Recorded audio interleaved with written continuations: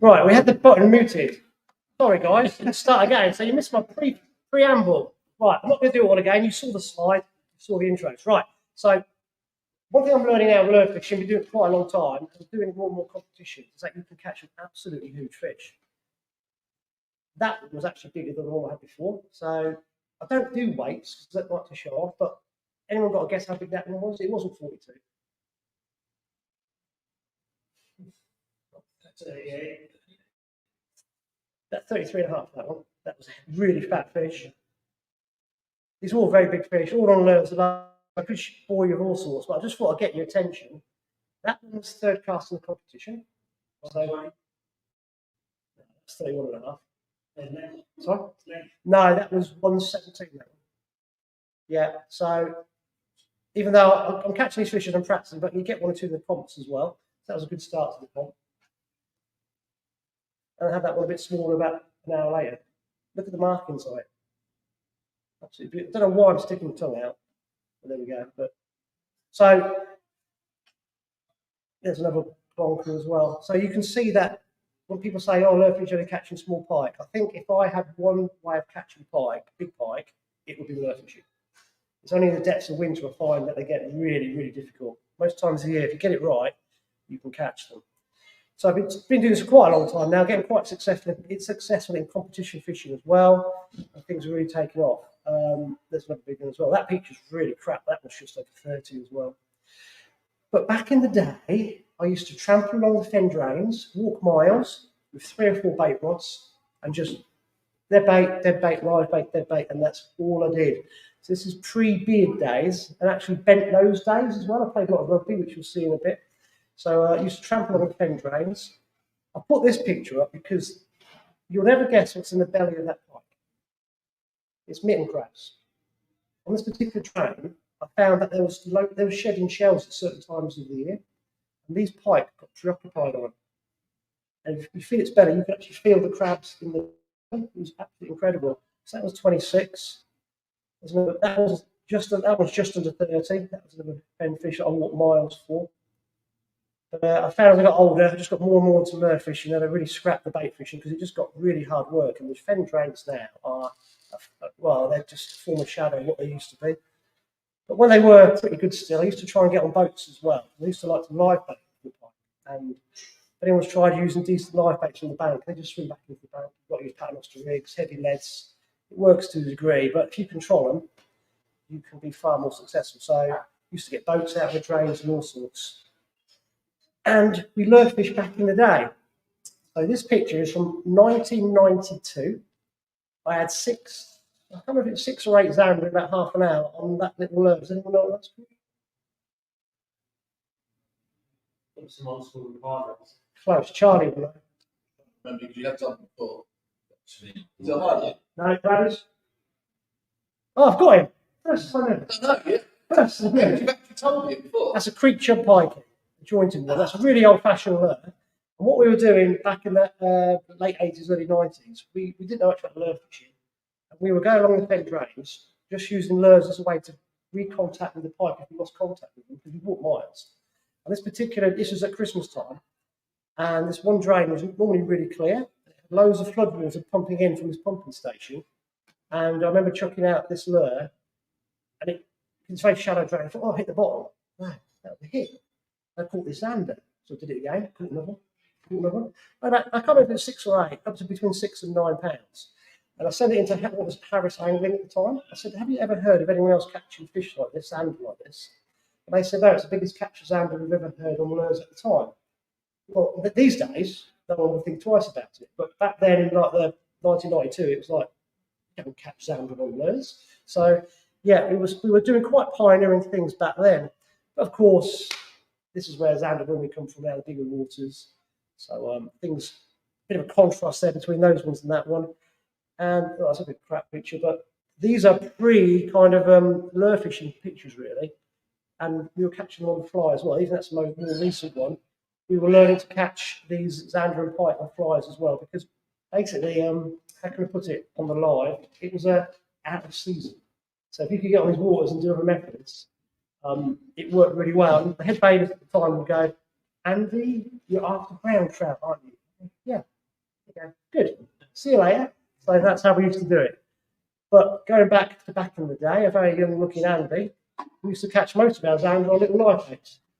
So we used to walk miles with buckets, with little live baits, and we used to use lures to actually find out where they were, which is crazy when I think about it now. This is how we used to catch them. And the reason I got this picture is, even doing the zander fishing, we were quite pioneering. We'd sit 20 minutes in the swim. So any Fenland drain that you fished on, it's always like this. So we'd suss out 4 or 5 swims in advance as it's getting dark, take 2 rods, one down the side, one far side, use a little gudgeon mainly, and we'd have 20 minutes. If you didn't get a pick up, move to the next swim, move to the next swim, move to the next swim. And at some point in that 2 or 3 hour window, you probably hit several zander. I remember one time I had an 11 and an 8 in the landing net at the same time, which was crazy fishing. Really, really good fun.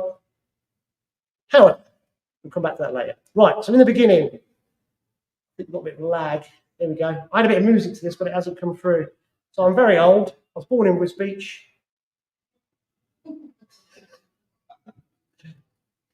And Dennis Moles is there somewhere. I can't remember which one of those 3 is.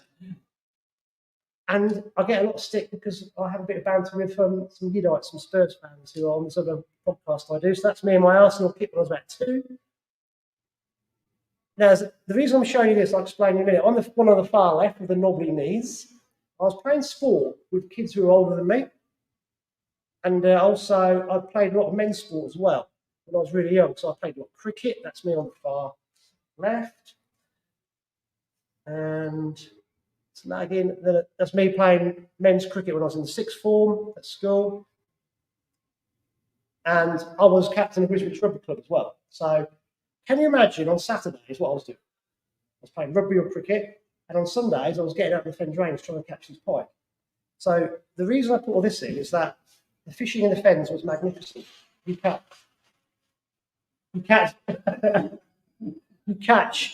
probably for every £20 pike, you catch 10 doubles. So that's that barometer. And I was talking to Digger, Dennis Bowles, and we worked out, we had about 8 20s in a season. That was really good. 6 20s in a season was average. So if you get 4 or 5, it was okay, but a bit below par. But I was only fishing on Sundays, and not every Sunday, but the fishing was that good. When you worked out a drain, you could go back and you could have consistent sport. You couldn't do it these days. It's completely gone. I like this picture. That's my last ever game of rugby. I'm 40 and I'm playing against cows. In Ireland, you get caught. It's like, anyway, bizarre, but yeah, that's my last ever game. I do a lot of other things as well. So I snowboard. I like to go to the gym. I think if you just go fishing, you get too insular. You need to be grounded. So I like to do other things as well.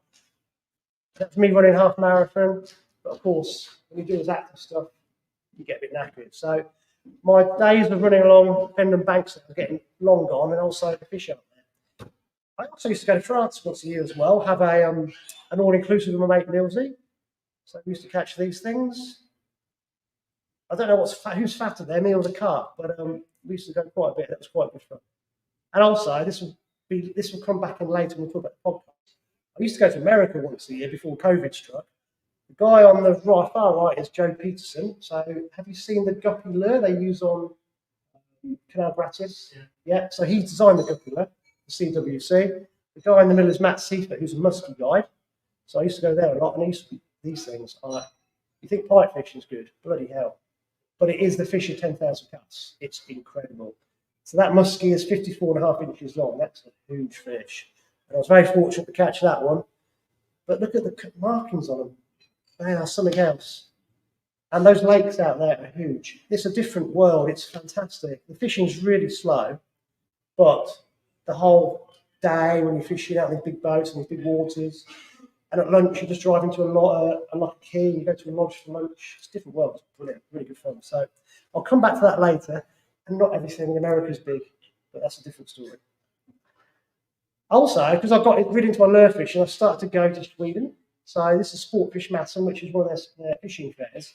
And there are thousands of people that go to this every day. It's like one for 3 days, normally sort of middle of March. So again, that's where I met Joe over several years. Recognise Evelina? Yeah, so she used to be sponsored by Abby, but I think she's dropped it now because of all her work commitments. Recognise the Fly Guys? Yeah. Yeah, so I know those Nicholas Bauer. I mean, Vision are one of my I'm ambassador for Vision, so that's how all these things start off. They're really cool people. Johan Ruhe, he owns Canal Gratis. That's Sarah, his stepdaughter. And this guy, you won't know who he is. He's called Glenn Carlson. He's an independent lure maker, a bit like him. But he's doing lots of hand carved baits and all sorts. And the paint jobs they put on lures is absolutely fascinating.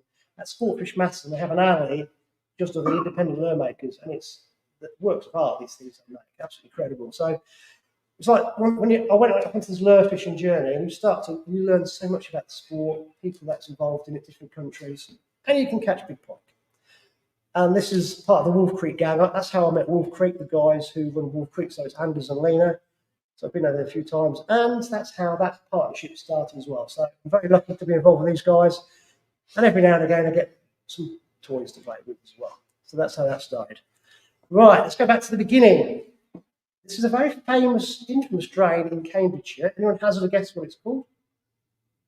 If I said Dennis Moles, close. There's another foot. 16 foot. Okay. So we used to have lots of matches on the 16 foot. This is me as a kiddie in one of the matches, and it used to produce lots of bags, big bags of bream. And the Sheffielders would come down and they'd fish it as well. Now, I was watching John Wilson's programs, as we all probably did, those at my age, and I thought, I've caught this big fish. I'm going to be really famous. So we went on the Trent, and being a fen boy, it was like the water was moving. That was a bit of a problem to start off with. And then it was like chub, never caught those before. So I caught this chub, and I thought I was really famous. So I wrote to Helen Times. I think I was 14. So I put there, I said, yeah, many thanks for submitting your photograph negatives, which was published in the Angling Times, blah, blah, blah, and I returned the photo. So that's just brilliant. That's the only time I've ever said anything to the Angling Times. But yeah, look, monster chub. There we go. Now, as a family, we used to go all over the place. This is me. Parents used to take me and my sister to a caravan park in Chichester. They had lots of little cart lakes there. Do you like the hair, guys? Yeah, it's cool, isn't it? And this is me back on the 16 foot. So we used to fish the 16 foot a lot. It had big bream in, rudd, loads of silvers and all sorts. So there's me fishing the fens and all sorts and thinking, what is it about the fens that I enjoy the most? To me, it's just being there. You get these most beautiful sunsets. So that's me actually on the middle level as the sun's going down. Now, on the projector, it hasn't come out very well, but on those rods, the bobbins are halfway down rather than up under the reels. And does anyone know why we've done it? Because we're going to fish for Zander. I was watching the slide thinking, why are the bobbins down? I went, oh, I remember now. No. We're fishing at night. What's going to move through our lines at night? Bream. So I got to know Steve Younger really well, and I was taking the piss out. What's wrong with your bobbins? And they went, no. When we're night fishing, we'll get a bib, bib, bib, bib, bib. And the last thing we want to do is have it tight under the reel and get it drop off. You've got to keep getting out of the bib, resetting it. And they said we have them half down. There's all these little things. You kind of think, that's genius, isn't it? So you have them half down. So you just, then if you just get your torch and check it isn't, blah, blah, blah. But that's how they used to do it. And I thought, there's all these little things that you pick up. And it was only when I looked at the photograph doing the slides, I went, I remember that now. So all these things start to come back. That's actually the moon. Sometimes in the fens you get these amazing light evenings. That's the moon actually coming up. That's Benji the Mad Jack Russell. But it's the sunsets, I think, that get me. Sunsets and the sunrises. This is me motoring back along one drain, getting back home. And this is my mate Alex. He didn't quite make it. So this picture comes up every year. So you'll see him a bit later on. He's a match angler. I do another podcast with him. He used to work at Boston and he used to drive from March. And I think he was a bit tired and he just missed the bend and just kept going. And he literally took off on this side and hit the far bank. So we like to show that picture every now and again. But also the fens is very famous for bream. And you might think this is a pike fishing talk, but the bream were integral. Think about it, because what we used to do when we fished a new drain, we try and bream fish in the summer. So if we could work out there's a decent head of bream in there, then we turned our attention to pike in it, because we'd always start where the bream shoals were and work from there. So this is a very famous drain, which you'll see some fish from it later. And this drain, I think my biggest was £9 from it, but they average between £6 and £7. And beginning of the season, I would pre-bait certain areas, and never used to keep net because you catch between 20 and 30 slabs. You've got them going on the old swing tip. Love using the swing tip. So just go down in the morning, sort of beginning of the season, 2 or 3 hours, bang, bang, bang, get these monster bream out, or for a pen drain, and it was brilliant. Sadly, those bream, they were all washed out during a big surge. The old wooden gates in this drain opened, but they went. But they are making a comeback now, which is good, but I'll come back to that later. And I did a bit of this as well, trying to catch natural carp or fen drains and rivers. So this one was 23. I'm not, I haven't got a clue what I'm doing. I used to go down and pre-bait again, all these like places where we've seen them, because you can see them spawning. Loads of maize, you catch the dream, of course, but sometimes you get a rare capture like this as well. So as you can see, my knowledge of the drains is pretty extensive. We used to do capture of species to try and improve our knowledge of what was going on. This was important. This is my first ever 20-pound pike. And I felt I deserved it because the week before I had my first 19. So as I was learning from my pike fishing, I was dead bait fishing, just trying to catch bigger and bigger fish I was learning. So the week before I had 19, I had this 20, and I thought, yes, I've now got my first 20-pound pike. So that's one of my favourite pictures of pike fishing. Also, you catch little ones as well, but we used to work out on certain drains that they weren't just specific for big fish, because you can catch a fish like that, and then 10 minutes later you can get one like that. And this was the beauty of the fen drains, you see. It was very rich fishing. And if you worked hard enough and you leapfrogged and you didn't stay still, you could find where they were sooner or later. So I'm probably in my early 20s here. I'm probably playing rugby on a Saturday, probably getting up on a Sunday morning, shouldn't say this in the live, over, getting in the van, rushing off to a fen drain, walking on the bank for hours, sweating it all out and getting a few fish. It was brilliant. Sometimes I had my mates with me, sometimes we do it on my own. But I was really into this. I just loved being out there, just trying to get a double, low 20, because there were quite a few knocking around. And I was just building up my score of what I could catch, and I was absolutely loving it. And I was just I was trying different rigs. I would be ledgering dead baits at that point. I'll come back to that in a minute, which was a really bad way of doing it, but that's what I was doing. And I was catching a few fish, and I was loving it. So, always in low 20s. And the reason I put that arrow on is, do you remember the Bob Church wax cotton suits? Anybody have one of these? No, you didn't believe. Right, these things were bloody awful. They were like really thick wax cotton suits, all in one. Can you think of anything worse for walking on the thin drain? So you've got your bucket of light weights, you've got your rods, you've got your bag, and you've got this suit on. So, and also, I've been playing rugby the day before. So there I am, and I'm going out in the dark, on the drain. You get to your starting point, and you are absolutely drenched. So you're absolutely soaked with sweat, and then it gets cold. So you just get colder. These things were really good for sitting still, and absolute crap for walking about them. But we didn't know any different, so we just went for it. So you learn, don't you? There's a different one. So it's another drain. That was my first 20 on a live bait. I had a few live baits towards the end of the season left. And I thought, I'll just go down this little bit, I'll catch a few jacks. And I caught that one, and I thought, oh wow, I've had a £20 on a live bait. Because what I wanted to do in my head was catch 20s on different methods. That was my little goal then when I was sort of my early mid-20s. And then I caught my first brace. So now I think I'm brilliant. I think, and in time's ever come. No, I didn't set another picture in, but that was my first ever brace of 20s.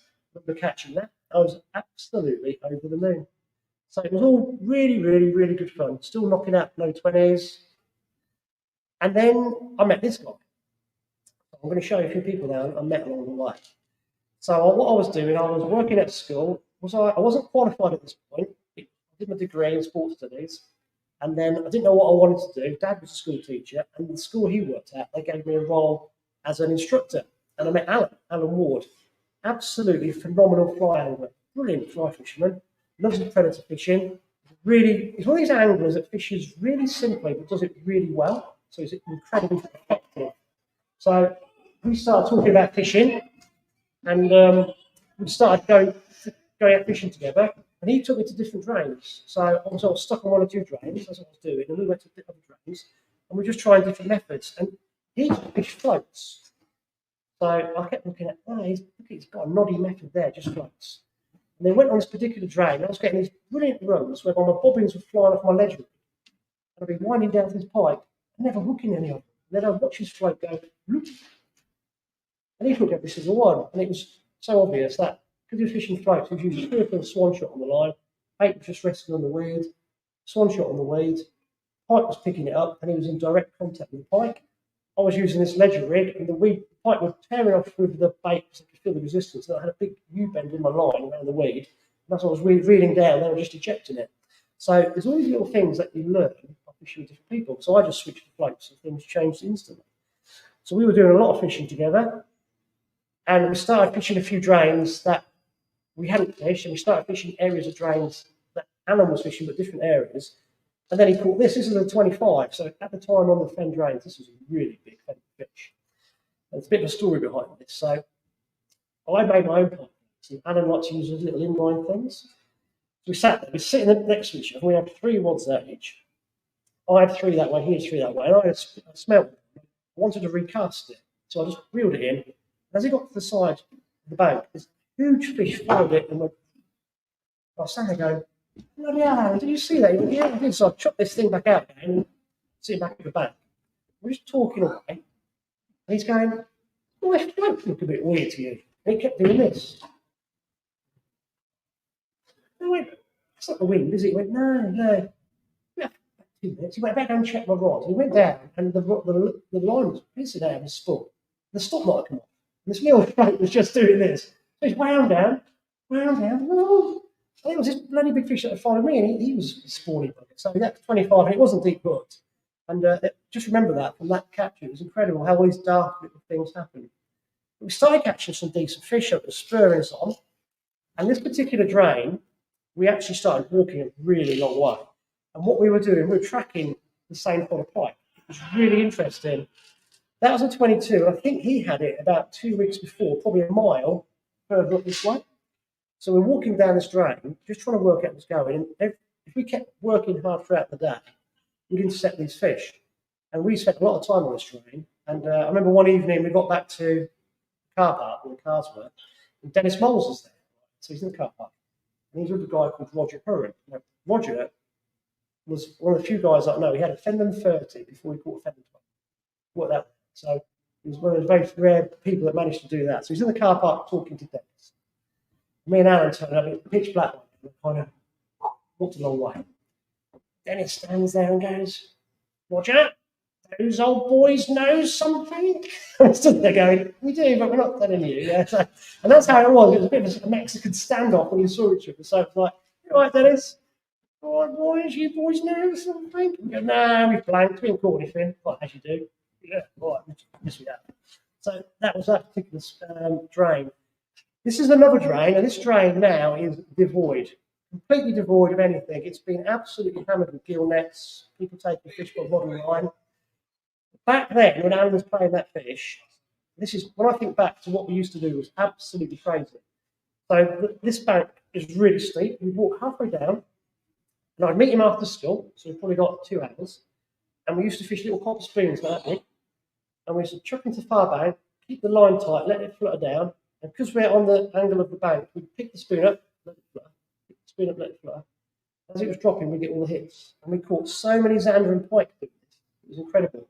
But we walk along the bank real quick, and we go nothing, then bang, bang, bang, bang. Now, knowing what I know now, I'd have kept doing this and got better at catching the lures. We stopped lure fishing it, left it a month, went back with live baits. Dead baits. It was like, but it worked because we knew where the fish were. It's absolutely crazy. So I didn't get a 20-pound pike and a 10-pound zander in the same day, but I had a 10-pound zander and an 18-pound pike on this particular stretch. But we had loads and loads of fish, and the fishing was that good. I used to fish it Saturday morning with them before I went to play rugby. So I did 2 or 3 hours. We knew we were going to catch them if we were on them. But it just made me think, we used to use lure fishing as a tool to locate them. We never thought it was efficient enough to catch the fish. Actually now, the reverse is true. We should have just continued what we're doing, but we had such minimal gear, we had no confidence in the methods. But he's probably playing a mid-double there, and we just literally knew where we could start fishing. So that was another way of learning. This is in Canada. One of our ex-caretaker from the school I worked at, he emigrated with his wife, and we bought this lodge on this lovely lake. So we've been out there with him. This is from Sywell. Now, what I'm starting to learn about my fishing is, if I want to catch big fish, and I want to get a Fen 30, I'm not going to catch it the way we're fishing, because we were just literally working out drains and thinking, has it got the potential? Now, I may have caught big one by doing it, but in reality, you've got to go to areas where you know these big fish are. Not following named fish, but you've got to hone in a bit more tightly. And fishing places like Mountsorrel taught this really, because we had potential to about £8, over 8.3 was my biggest. I think Alan had them bigger. But we knew we wanted to catch big tench. So where do you go? We went to Mountsorrel. Mountsorrel was throwing a constant tench at the time. So we spent quite a lot of times in the summer working there. And we caught them all on wagglers, fishing about 30 yards out with maggots. It was incredible. If you pinged enough maggots, it was like watching Alpha Celts of tablets going off, and tench would come in, all start fizzing away, and we catch loads of them. I remember one particular swim, we called it the brick wall swim. You could get 20 tench in this swim, and if you fished either side, you catch nothing. I don't know what. It's crazy. That was really good fun, but it made me start to think, I need to fish over waters and I'm going to catch bigger pike. We fished the Wensum, but we really got into Fenland and Zander, and we were picking these things up by bycatch because we pike it. But we did try and catch them on the, by being more specific as well.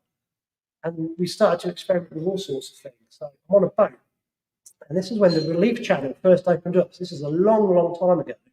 So we were doing the relief channel, and we were trolling lures, which people weren't doing.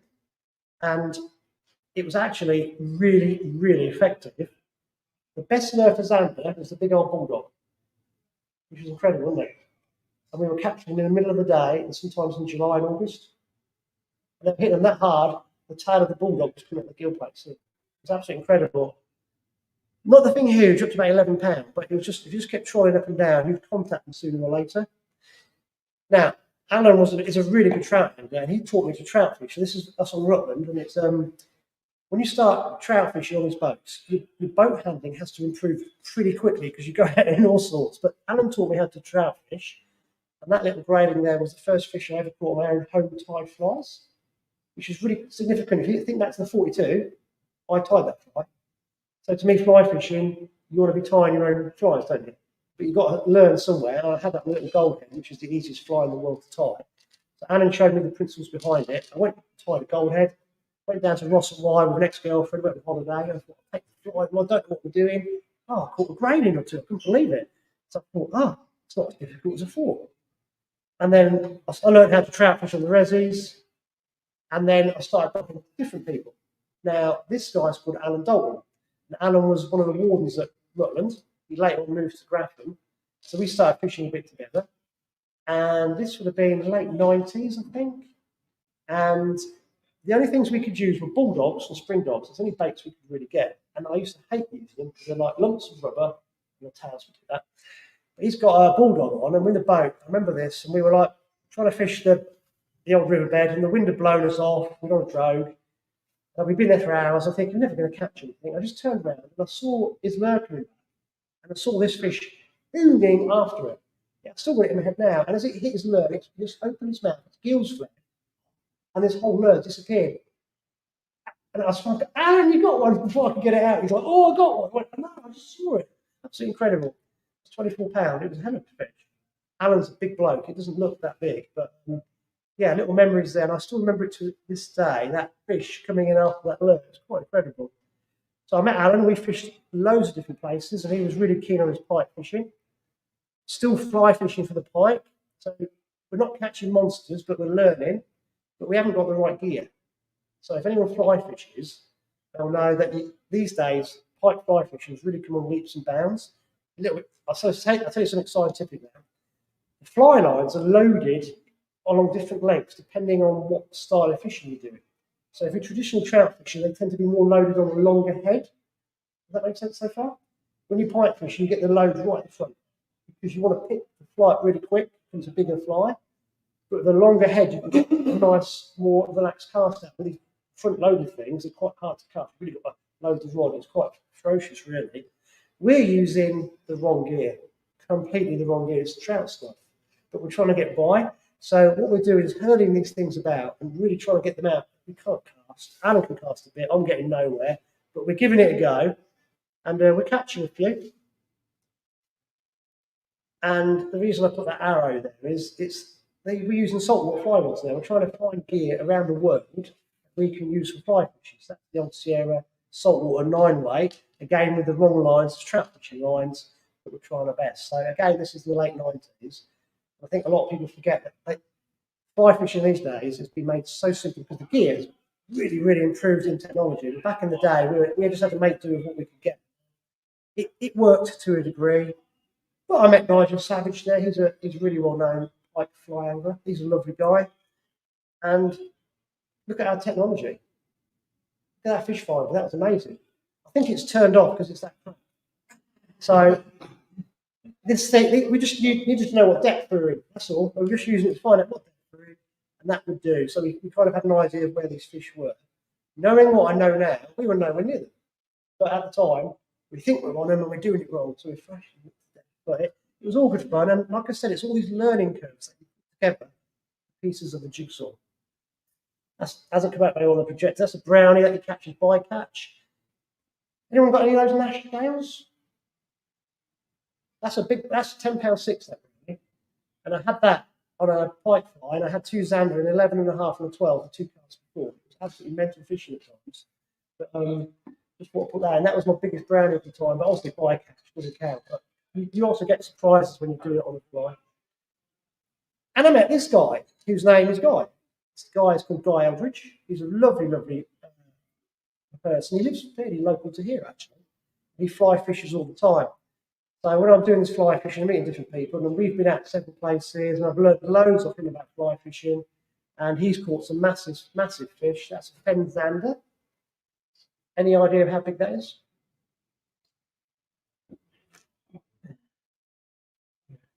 A lot bigger. That's £19.6.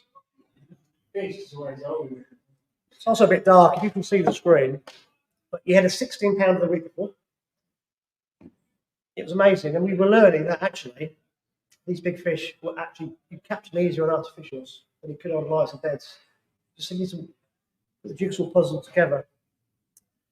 But I'm doing a lot more Zander fishing now on bigger waters, a bit of fly fishing for them.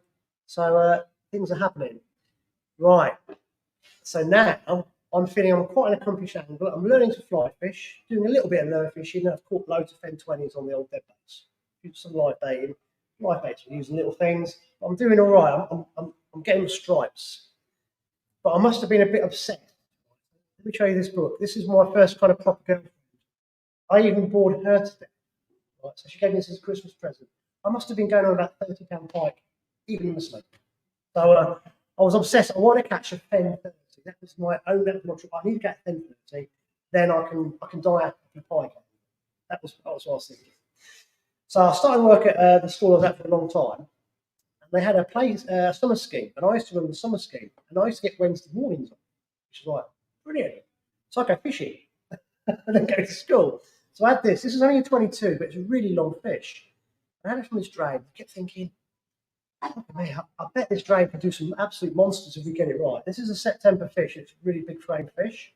So I'm thinking, right, I need to give this drain. I used to fish it a bit back in the past. I need to give this drain a bit more attention. And then what happens? Yeah, just before I went to New Zealand for a year, about 98, and just before I went, I'm fishing with Alan on the strain. And then this wasn't the right picture, but you'll see why in a minute. We're fishing on this drain, and because I'm experimenting with different things, I've got a few, how can I put it on the live, a few wrigglies with me that have made the journey that shouldn't be there. And they're very keen wrigglies. They kept putting the bite alarms off, right? And if they weren't cut, no, they weren't cut. Right, okay, so there I am. I've got 2 dead bait rods out and a different one, and Alan's got 3 dead bait rods out. And this bloody bobbins keeps coming off. So I kept tying it up. We sat there, and then my middle rod went, wound down, low double, and then off tears the live bait rod. I go, Alan, just get that. He went, are you sure? I said, it's only going to be a jack. It's been hitting that bait all morning. He gone, oof, I think you want this. I went, nah, I'll get this one in. So I got the 12-pounder, and he's got one in the net 28-12. That's like, whose fish is it? Well, it's not mine, but he doesn't use net. It's not his, is it? So it was like, well, what do we do? We both took a picture holding it, but it meant so little to me. I don't know. I think I pinned it. It was like, oh, a bit disappointed, really. But that then proved to me, oh, a bit like the lures. Jacks will take decent size. Big fish will take these big live baits as well. It wasn't that big, but maybe I should experiment a bit more. I don't know. So that was a bit of an eye-opener. But it was on that drain, literally the winter after I caught that 22, and we're thinking. And then I went to New Zealand, and I remember when I come back, Alan said 30's come out of that drain, but about 7 miles further down. Then so it kind of, I was close. We're getting closer to this mythical 30-pound fish. Then somebody had this. This guy's called Pete York. So he had this fish, right? And he was fishing with a guy called Colin Brett. Now, Colin weighed on his scales at 24 pounds. They got home and went, that's not right. That's not 24 pounds. And they had the old Avons that were, they thought they were 8 pounds. That went around 3 times. Hence the 24. Got home, they weren't. They were 10-pound Avons. So this was over 30.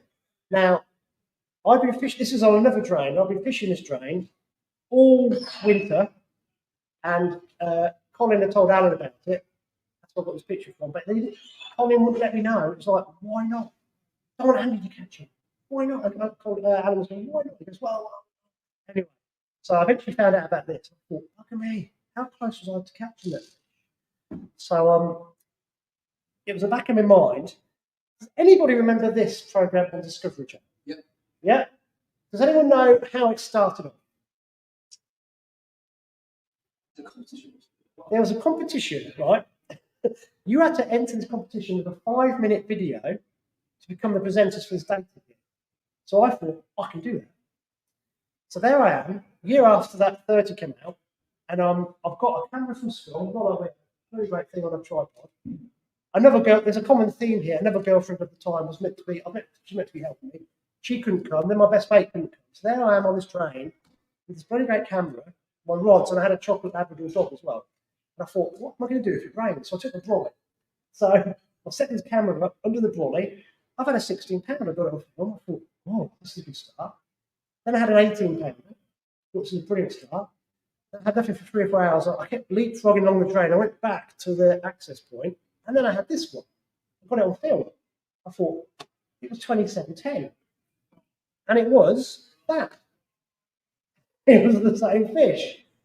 And I thought, it had a big growth inside its mouth. I also, if you check the patterns, you see it's the same as well. But you can see the difference in the marking, in the size of it. That was a November fish. I think that came out in February, the year before. So there's me thinking, well, I'm bound to get a gig, aren't I? Presenter. Look, I've got an 18, 16, and 27 on this dodgy old camera, but I didn't get it. There you go. I didn't get it. But I remember this fish. I thought, what are the odds of me catching a fish that big on film? But more importantly, I thought, I'm getting closer to this 10:30 now. That was my biggest one of the time. And Alan came down and had a pint with me in the local pub. And Colin turned up as well. He was the guy that kept this one quiet for me. And I went, you bastard, why didn't you tell me? Well, didn't want you to catch it, did I? I call it now. Anyway, so that was, but also I'm learning that there aren't that many big fish around.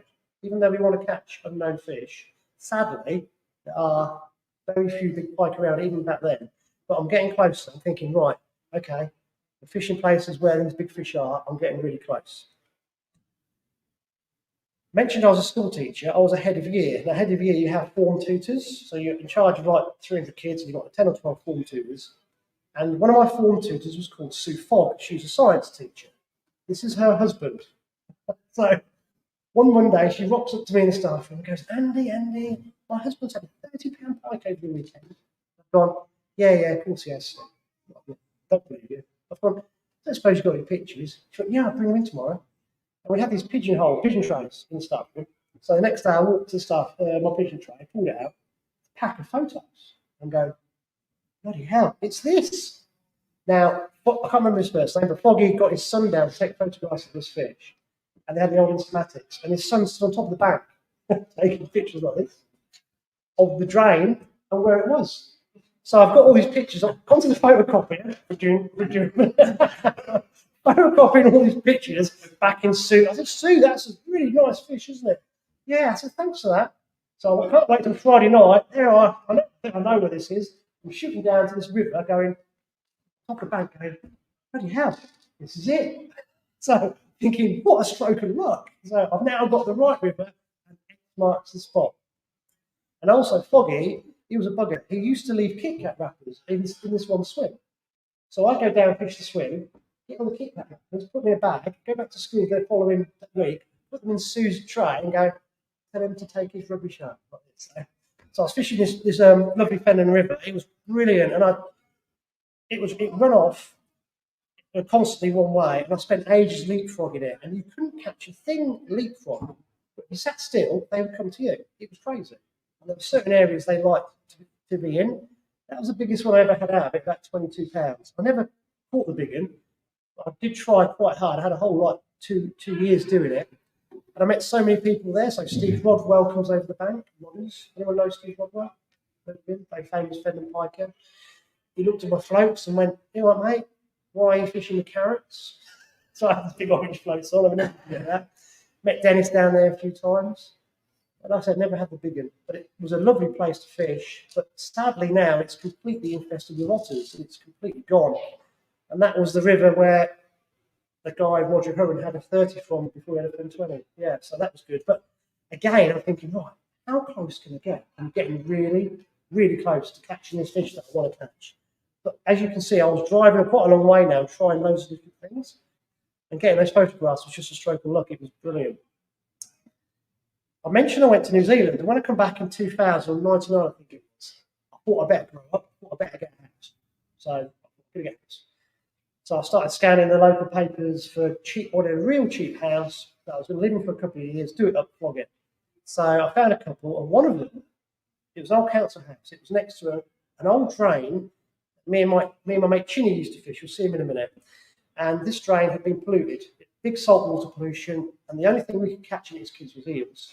So I went to look at this house. It was minging. It was right next to this bridge, and I saw this roach angler fishing this river. He was catching loads of little roach. I went up to him. I said, "Are you catching this?" He went, "Yeah, it's brilliant." And I saw this pike strike a bit further down from him, and I went, "Is there any pike in here?" He went, No pike." I said, "Is anyone pike fishing?" He went, No one pike fishes it." And I went, so of course I went down. I hadn't paid £18 that winter. I kept going, and I kept catching these things. If you look at them, what condition they're in. The biggest I could get was about £23. They're all in perfect condition. And I saw someone come in about a mile away, so I'm down the bank, because being a Ken boy, you can't do anybody when you're fishing. But that pike was just over £20. It was 38 inches long. It is the shortest, fattest fender fish I've ever seen in my life. And this drain was throwing up these really fat fish. And it was this drain I started catching this bream from. Thinking, this drain has to throw up a bigger fish. And I was catching quite a lot of 20s from it. But the biggest was 23 something. And there was another angler called Ian Greenacre. He was fishing it as well. He's a well-known guy from King's Lynn, very friendly with Neville. And we were talking, and I said, "Right, we've been fishing for 2 or 3 years, giving it the old, right, mate, you see, right, mate, walk off, don't speak to him." So I went, "Ian, come on, we need to fess up." I said, "I can't get one over £23. He went, "Look, I said, "There must be bigger ones in here." He went, "There must be." So I decided to come off the drain, and that was one of my biggest ever mistakes in pike fishing, that I came off this drain. I had it all to myself, really. And I thought, right, I'm going to ditch it, because I was fishing in Norfolk as well. So I just left it, but we'll come back to that drain in a minute. This is my mate Chinny. We were mates at school. We're fishing all over the place doing dark things. He's not really an angler, but he was just good fun to hang out with. And we even went to Ireland once, and we're fishing on Loch Corrib. We didn't catch anything, but we tried. But fishing these big waters was an eye-opener. So we were totally ill-equipped, didn't know what we were doing, but had a lovely time in Ireland. But Chinny then became the RSPCA inspector for Norfolk. So this is Mark from Norfolk. So I used to go down and fish the thing, used to stay at his, and every now and again I'd take him out with me. Now, has anyone fished there at all? Richard Starling, do you remember him? Right, okay, so you've got to set the scene. So you get these day tickets from Mark from Northboard, and you couldn't get on the Southboard. Not legally anyway, but that's another story. So on the Northboard, you get day tickets from Richard, about six quid. You have to send, the internet wasn't around, you send it off in the post, you post them back to you. And so you get there, and they have these really bizarre rules. So you come off the river, and you go onto the board, and you'd have to tie your boat up to stakes. Richard would come along, and he'd issue you day ticket, because he knew you'd come in. You go, "All right, lads." So he'd been a few times, "All right, lads." And he loved Chinny, because Chinny, you see why Chinny, he was the local RSPCA inspector. But I used to turn up with some friends that I used to have in the bucket. So Chinny would be shitting himself. You imagine, can't you? I was PCS to go, oh, yeah. So he's sitting on my bucket, Starling's coming over, and Chinny's going, oh, no. Richard would be talking to us. Here's your day ticket, lads. And he had a points day, and he had a little Velcro thing there that said Norfolk Naturalist Trust. And he'd give you your day ticket, then he'd flip it over, and it said EA. You go, right, and now I want to check your rod licenses. So you go, but Richard, you checked them yesterday. You go, I don't want to check them today. You go, no, you know we've got this. This is how it used to go on. Crazy, crazy. Chinny's shitting there. I was sitting there shitting himself, going, he's going to see what's in the bucket. So this is what we used to do. But I used to love going there. It was really good fun. And Chinny was he's the worst angler ever. But this is actually 20-pound pike. Look at it, it's tappy. Hit by so many props and whatever. When I went, I said, you've got to do one thing. Make sure you put new line on your reels. And I'll give you my trace to the baits. So on this board, you were supposed to like go to one swim, come back out on the river, go back down the river, back on the board. You wouldn't have to go across it. So I used to wait till Starling used to go. I used to use my electric. I used to go across and find holes in the weed, and Chinny would drop the bait in the weed, undo the bag arm, and I go to the next mooring pole, so he didn't cast. But it's a good technique. He caught several nice fish while I was doing that, so that was quite good fun. And before I had a boat, we had to hire a boat as well. So we used to hire this boat from one of the Markham dikes. It's about 10 foot long and really unstable. But we used to survive it. I remember one time on the river, and Chinny again caught a pike about 20 pounds. And I had the bit at the back to unhook it. And I've still got a scar now. I unhooked this pike and I had it out of the net. I had the hooks, but its teeth got caught in the net, so I just did that. It flapped its jaw, and it cut me all the way down here. I went, bloody hell. So I picked this pike up and dropped it over the side. And Chinny's gone, you're not going to wait? I went, no, look. And my finger had split like a sausage under the grill. Just went, so that was a Galston A&E for the evening. It was like, oh my gosh, that's me the next morning going home. I've had enough of this. So we had some really funny antics. But while I was there, I met this guy. So there I am fishing on the phone, and I've been at Grafham the week before. We all blank, nothing. No, a month before, I met this guy in the car park. This, all right, mate. Good on you, Charlie. All right, mate. This lad from, he's a proper Lee Valley piker. He'd moved to Norfolk, and he saw me fishing on the third, and he left a note in my car. You all right, Andy? Do you remember me from Grafham? Simon here. You fancy meeting up? Before phones, wasn't it? So I started fishing with Simon, and he is a phenomenal pike fisherman. The old Lee Valley pikers were into really big live baits. Like, not saying he used them because we're going live, but his friends really good. Okay, so I was learning lots from Simon. We're actually in Ireland on his boat, and he's actually lure fishing at this point. But I was picking up so many different other ways of fishing from so many other good pike anglers, and he was that good. Can you see the sladle that's underneath that pike?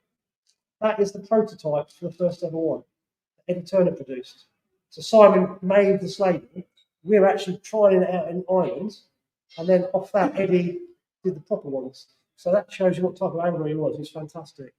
And that's just under 25, that one. So we did catch a few, but it's more the sladle that's the most important thing. Simon really he took me from very average to becoming a very good pike fisherman, because his whole mentality was really, if you've got to catch a pike there, you've got to do this, you've got to do that. And he was a real big eye opener. So I found a little private trout lake quite close to where I live. And again, I've got some friends with me taking this trip. That's 15 minutes I've been there, about that one. Because I just knew, I know how to catch these now. And then the next trip, just repeated it. So things were really falling into place. So I'm thinking, right, I'm getting somewhere now. I've just got to get it right. And then this happened, and I shall never forget it. And I didn't check the moon phase. But when I tell you this story, you're going to be blown away at what actually happened. I'm down on fishing on the boards, and we used to fish during the night as well. This was actually as it was getting dark. I've had this pickup. It's on a dead bait, and this fish was unbelievable. Under the boat, I put the foot, pike out. Simon's on one of the boards. I phoned her up, mate, can you come take a photo? That was 28-12. It was a huge fish, but empty. And then that was on the Wednesday evening. We used to sleep over. And we worked out a method we could fish at night with alarms on boats. That was really good. But you had to know what you were doing, and you had to put into the fish immediately. And a lot of these fish were picking up baits at night. So I caught that as it was getting dark. Next morning, 7 something. That's on a Thursday. I'm going home. It must be October half term. I'm an old school teacher. I'm going home. And then another guy, you'll see a picture of in a minute, it's called Jack. He's phoned me as I'm going literally up Acre Straight. He's right Norfolk boy. You're right, Andy, can you come and photograph a 30 for me? Bloody hell, what's going on here? He had like 30 or 31. I said, mate, I'm off. Can you get someone else to do it? Yeah, I'll find someone else. Then on the Friday, I went to that drain that I was catching those 20s from, one that for the house, what was for sale. And I found a guy literally hiding in the reeds. He'd found it to swim and he'd had 28. So I took a photograph. There's 28 for him. And I thought, right, something's going on. I need to come back in the next day, but I'm going to fish down there too. I knew this area where the bream were. And I like using sardines and pumping oil in them. I find them really, really effective. And I should never forget it. I was using the old drop off. I was ledgering again, going back to ledgering. The old drop off went, and the line trickled out. I wound down to this fish, and I thought, bloody hell, that's heavy. I've seen a few fish over 3 days by now. I know what a big pike looks like. And this thing, half tail, it's not full tail, it's massive. I got it in the net, and I phoned Alan Dalton, the guy who used to be the ranger at Grafton, Rutland. I said, Alan, can you come down and photograph a fish for me? He goes, how big is it? I said, I don't know. It's 30. What does it mean? And I call this absolute unit. And without even thinking, he went, yeah, I'll be there in half an hour. Didn't say he'll weigh it. It was 31 and a half. Absolutely over the moon. Absolutely huge fish. But it came out of the water in front of me, and I kind of went, oh, got it in the net. So it gives me goosebumps now. We turned the tail. It was really cool. So Alan came down, took the photos for me, and of course you're like, oh, I think that must have been, I don't know, yeah, that was 2010. I remember that. 8 something. And of course, once you get confident, you're on a roll, aren't you? So in November that year, that was my big old life bait, and I weighed that 3 times. I thought, that's 30, that's 30, and each time I weighed it, it went 29.10. And I'm thinking, 29.10 is not a bad weight. That will do. It was beautiful fish. So once you get on a roll with things, you just think, crikey, this is really, really good. And I kept looking, I kept walking, I kept doing things. That's a brace, that's a 26 and a 29. I had a 21 the same morning. I got my old man who passed away last year. He had to walk about 2 miles because I wouldn't tell anybody what I caught. Dad, don't tell anybody. Can you come down and photograph some fish? He went, where are you? I said, do you remember we used to fish before? He went, yeah. How far down are you? I said, you won't see me from the car park. Just keep walking. Bless him, he got there like, but yeah, it's sad that he keeps things quiet. But I was thinking, oh, wow, you're on a bit of a roll. So I had 2 Fen 29s, had that Fen 30. In the back of my head, I kept thinking, right, keep trying, I will find them. And then if you keep looking, you could be lucky twice. But that's another slideshow on its own. So that was a little intro how I got to my first Fen in 30, but if you're lucky, you can get more than one. So that one was bigger. That's beautiful. And, yeah, that's a different story. But I think it all comes back to, I wouldn't have caught any of these fish without meeting those guys, because they helped me get to the next level, next level, next level, next level. And they all brought in different elements of fishing. So not one style's better than the other, but you learn, don't you? You kind of build up a library of what you're doing. And I think that's what's helped me now in my lure fishing now. So people say, how did you do that? I go, I don't know really. I just kind of work things out from lots of knowledge from before, lots of crossovers. I've got to tell you this story. So this is 2009, and the 16-foot drain was throwing up some big fish. When COVID struck in 2019-20, I did a survey, and all the guys sent me their pictures of 20-pound pike. And when I did the survey, I spent days being very boring, working out which fish were repeat catches. And actually, only in 2 separate occasions were there 7 different 20s on this drain. Most of the time, there was 3. Which is crazy, isn't it? But because we were so secretive, nobody told each other. That fish that Digger's got is unique. That was a traveller that came in.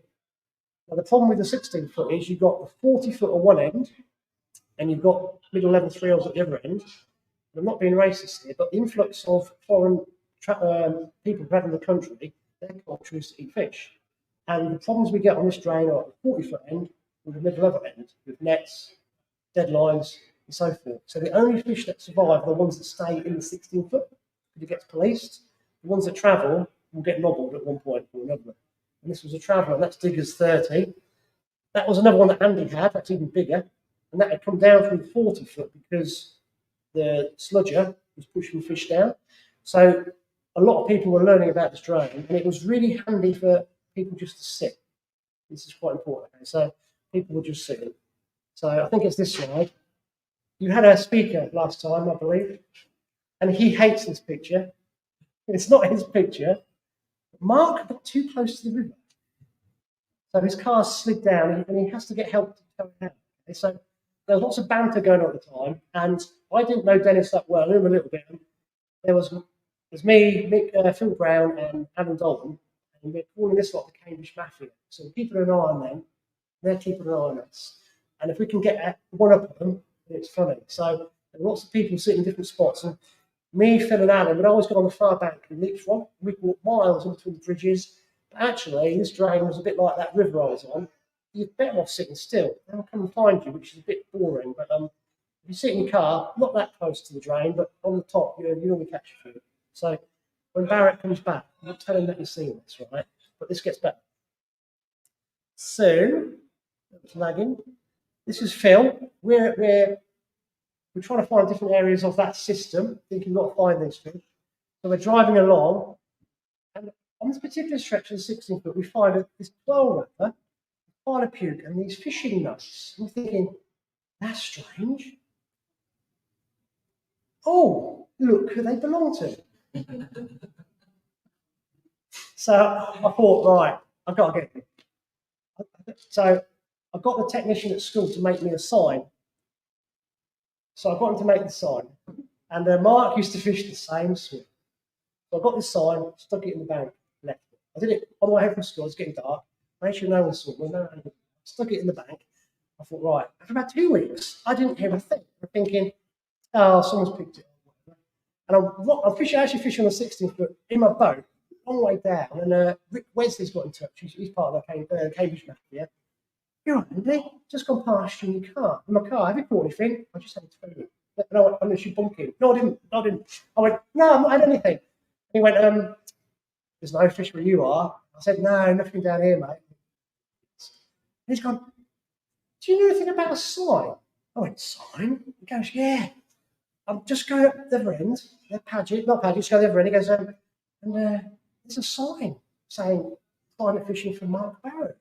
He goes, it must be you. I went, no, mate, I don't know anything. So I thought, gotta go. Oh, they left it. And then a couple of weeks later, another friend who lived close by in a village called John Hill, he phoned me and goes, and he goes, you're not going to believe this. I'm sitting behind Barrett, and there's this sign. I said, what does it say? He goes, well, it says, like, bank reserved for Mark Barrett.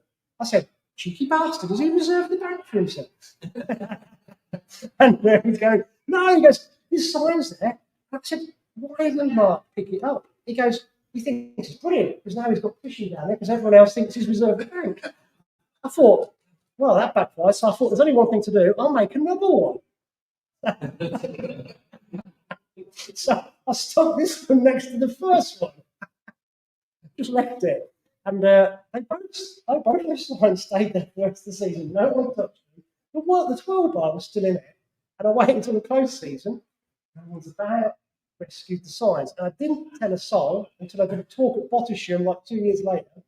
And there's all these guys in front. And at the back, I could see these mobile phones coming on as I'm doing the story of the signs. So when Mark comes back, you've got to let him know. There was a bit of animosity at the time, but now everyone just gets on with it. And these little things, I think, are important in fishing. It's just a bit fun, isn't it? So we've got a bit more mellow now. So I know Dennis quite well. That's me and him fishing down that particular stretch. Not the one with the signs, but the one I was on the boat. And I caught this when I was with him, and he was a bit pissed. Andy, I put you on the upstream bit because I thought I'd thrash you. I said, I know. I had 5 out, he had 1, and I was giggling. He goes, I don't understand it. And what I was doing, I made a rig swim feeder with a tamp on it, injected with loads of fish oil, and these fish were just getting in the central because the train was running off a bit. And they were just going past his baits and picking mine up. I didn't tell them at all till the end of the day. But you've got to have a certain type of oil. It won't work with most oils because most oils have linseed oil in. just pops to the surface. But there's one oil, I'm not going to tell you, it works really well on, but Yeah, old Digger wasn't amused, but I got him to wait for me. That was cool. So I still do a bit of dead bait fishing, a bit of live bait fishing. Hardly live bait fish at all. It's too much hassle. I can't be arsed with it. Still do a bit of dead bait fishing. Still catch one or two good ones. But I'm really into my lure fishing. But the old days were brilliant. We used to get out, fish on boats whenever we could, fish on the drains. Met loads of lovely people. There's Alan. We're actually fishing in Norfolk then. Steve Younger, anybody recognise him? Very famous sander angler. Steve now lives in America. We came back last year and did a little podcast, which might go out, depends if he gets photographs. Learned so much from talking to him about sounding. It's unbelievable. But because the zander fishing is so dire now in the Fens, he must have stopped zander fishing in 2012, 13. And he used to fish with Ian all the time. You would never have heard of Ian because very secretive. But Steve and Ian fished most of the drains for zander, but they stopped because they don't exist. Phil Brown does a bit of piking, but he fishes for carp and barbel a lot. He still does a little bit. Anybody recognise him? One of the best bait pike anglers I've ever met. His name's Carl Allen. He's caught some huge fish, but now lives in Spain. Does a lot of wildlife photography. Fantastic photographer. Because the fishing's so bad, he wasn't going to catch what he's caught in the past. It's really dropped off. And anyone seen this picture before? Do you remember the Goebels fish that was 45 pounds? Yeah, this is the same fish at 38 years before. So this is my mate Jack. He's a fantastic angler within on the Norfolk board system. He's an eel fisherman, and he's very secret squirrel. All these big fish were coming out, and they were saying, "Yeah, they were brilliant." These guys showing me all these pictures, and they knew I wouldn't tell anybody. But obviously, that's old hat now. It's obviously been destroyed. So that was a very famous fish at the time. And now I'm lure fishing. I'm meeting different people. So that's Freddie. Know him a little bit. And everyone recognise him. Because of my lure fishing, I've got to know Eric really well as well. It's Eric Edwards. And that's Eric Pike. He's lovely. But I do love going back to Fens and bait fishing still. But I don't do much with it these days. Those sunsets are just something else. I just love it. It's just like you just feel like you're in somewhere really wild. And don't forget this. That's dead bait, traditional dead bait anglers. We are covered in pike's line and all sorts. Right. So that's how I got my Fen 30. Hopefully, got a bit involved in that. But now I'm going to tell you how I met this lot. Okay, because it's a completely different story. Going back and so meeting Steve Younger, Carl Allen, Jack, all that lot, you kind of meet loads of lovely people. You meet some idiots along the way as well, but scarred. But in my final few years at school, I started making these funny video clips of me and my mate carp fishing in France. And I used to run a behavioural unit of kids who are on the verge of being excluded permanently from school. And I used to sit there with them. We used to do all sorts of different things. And they saw this thing on my phone. They said, "Sir, you need to start a YouTube channel." I went, "Why?" They said, "That's good." I went, "It's awful." They went, "No, it's good." It was awful. But I started a YouTube channel just for a bit of fun. And then when I did that, I just got into a few things and we started this channel. But it's getting there. It's quite successful. So that's my channel. It's called Fenland Fishing TV. Charlie designed the new logo for us, which is really cool. It's got to be eel related. That's what Fens. And then we started doing something called the Lure Fishing Podcast. But I need to give you the backstory. Remember, I went to America. I was catching these muskies. I think the last went in 2018. So I got to know some of the Americans quite well, to the point where I'd just go and I'd get them flights and I'd stay at their houses. So it was perfect. It was really cool. So I didn't pay for any accommodation. And I was invited onto this podcast. And it was using something like this, and what down here, but it was just done through audio only. And it was on, how did they do it? I think they do it on Apple Podcasts. It literally was about musky fishing. And they must be on episode 300 or 400 by now. So Brad Hoppy was in Minnesota, and the other guy, Jeff, was in Wisconsin. And they're having this chat by phones and recording it. And we're doing this podcast. And I thought, what a brilliant idea. Didn't think about pike fishing at the time or predator fishing. One of my close mates is Alex Bates, who's a very good match angler. But I got back to England and I said, "Alex, we need to do a podcast on Fenland fishing." And he went, "Why?" I said, "I think it'd be really cool." So we started off doing a podcast called Tales from the Tackle Shop. We're now halfway through season 5. It's like, what we're doing, it's very much match fishing based, but we're growing. It's got a really good following. It's really good fun. And this is how we started off with just the mics. So we've got the local eel fishermen on. We've got all local characters on the podcast just talking. That's how we started off. So we've got people like Mark Pollard on. He's a very famous match angler. So this is all season 1. We had the Environment Agency on. We got Jamie Cook on, CEO of the Angling Trust. This was just as lockdown started. So we're busy doing these things. Eric came on. Digger came on. He talked so long at his house, I had to cut it in half. Do it over 2. But he had all his notes. I said, Dennis, what you do? He goes, right, boy, don't want to get it wrong. And he's brilliant at telling stories, so that was a good one. And then we got into season 2. I started doing some of the lure competition anglers. And then I met Charlie. Like we're talking about this earlier. It's amazing how you can know some people for 20 or 30 years and they're your mates. And you can know someone for a year and they're more than I met this buffoon and we get on like a house on fire. And I remember he just said, "Do you do a podcast?" And what did you say? Yes, do it. So we did. We started doing a podcast. And that was our first ever one. So we sat in my front room, didn't we? Making it as we go along, just talking. Yeah, so we started doing this podcast. And then we got people like Dan Buckland involved, he had a really buoyant YouTube channel. So we thought if we get some of these famous YouTubers in, it will bump things up a little bit. And we found it never did. So the one I do with my mate who's a match angler, we get between 1,500 and 4,000 views every week. The one me and Charlie did, we got like 100, 250. But our mindset was if one person likes listening to it and we love doing it, we don't care. We're not doing it for the views. So we just kept doing it. So we did season 1. And then we started doing season 2. And then Charlie kept coming down to mine for season 1. I felt a bit guilty, so I kept going to his work for season 2. So we did season 2. And then Charlie got a job. We had to literally relocate, so it became more difficult. And then I've known Tom for a while. He's a lure builder. So Tom came on. Tom was helping as well. And I said to Charlie, I said, right, Tom's busy. I can't keep asking Tom to help out. What we're going to do? He goes, I know someone called Bradley. And I was like, I know who Bradley is, but I've never spoken to him. So I went to Bradley. Yeah. So I said, do you fancy doing this? He went, yep. So we got Bradley involved as well. So what we're now doing with the Lure Fishing podcast is it's not mine, it's not Charlie's, it's everyone's. So we've just done season 2. All of us are involved now. We're just going to do things remotely like a little magazine, like the old magazines used to be. And we've got other people involved. And it's kind of like taking shape. But this is the way to go with this. So like my journey to catch a 30 is the same as this, in my opinion. You meet so many lovely people when you go fishing. And there's some people you connect with and there's some people you don't. Those that you connect with, if you just go a little bit further. So that's why we're here tonight, because we're just a bit daft, really. And we like to do things different. So this is how the Lure Fishing podcast has got to this point. So we've just finished season 2. Not sure how we're going to go with season 3 and what time we're going to start yet. But all these guys will be involved in one format or another.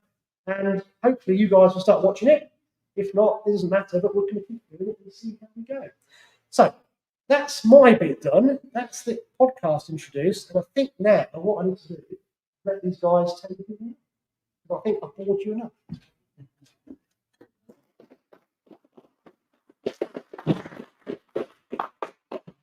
Right. Evening, guys. For those that know me, I'm an Essex born and bred and recently relocated to the North East. As Andy says, joined him a couple of years ago with the Lure Fishing podcast, and it's got us where we are today. So, always find it a bit odd when I'm asked to do these talks for the Pike Mens Club. I've done a few now, so I don't do that much pike fishing. I don't catch that many pike, even when I do. I was zander fishing, I thought that, just to give you an idea of how much pike fishing I do. But I thought I should include it to get started to sort of wet the whistle of the pike anglers among us.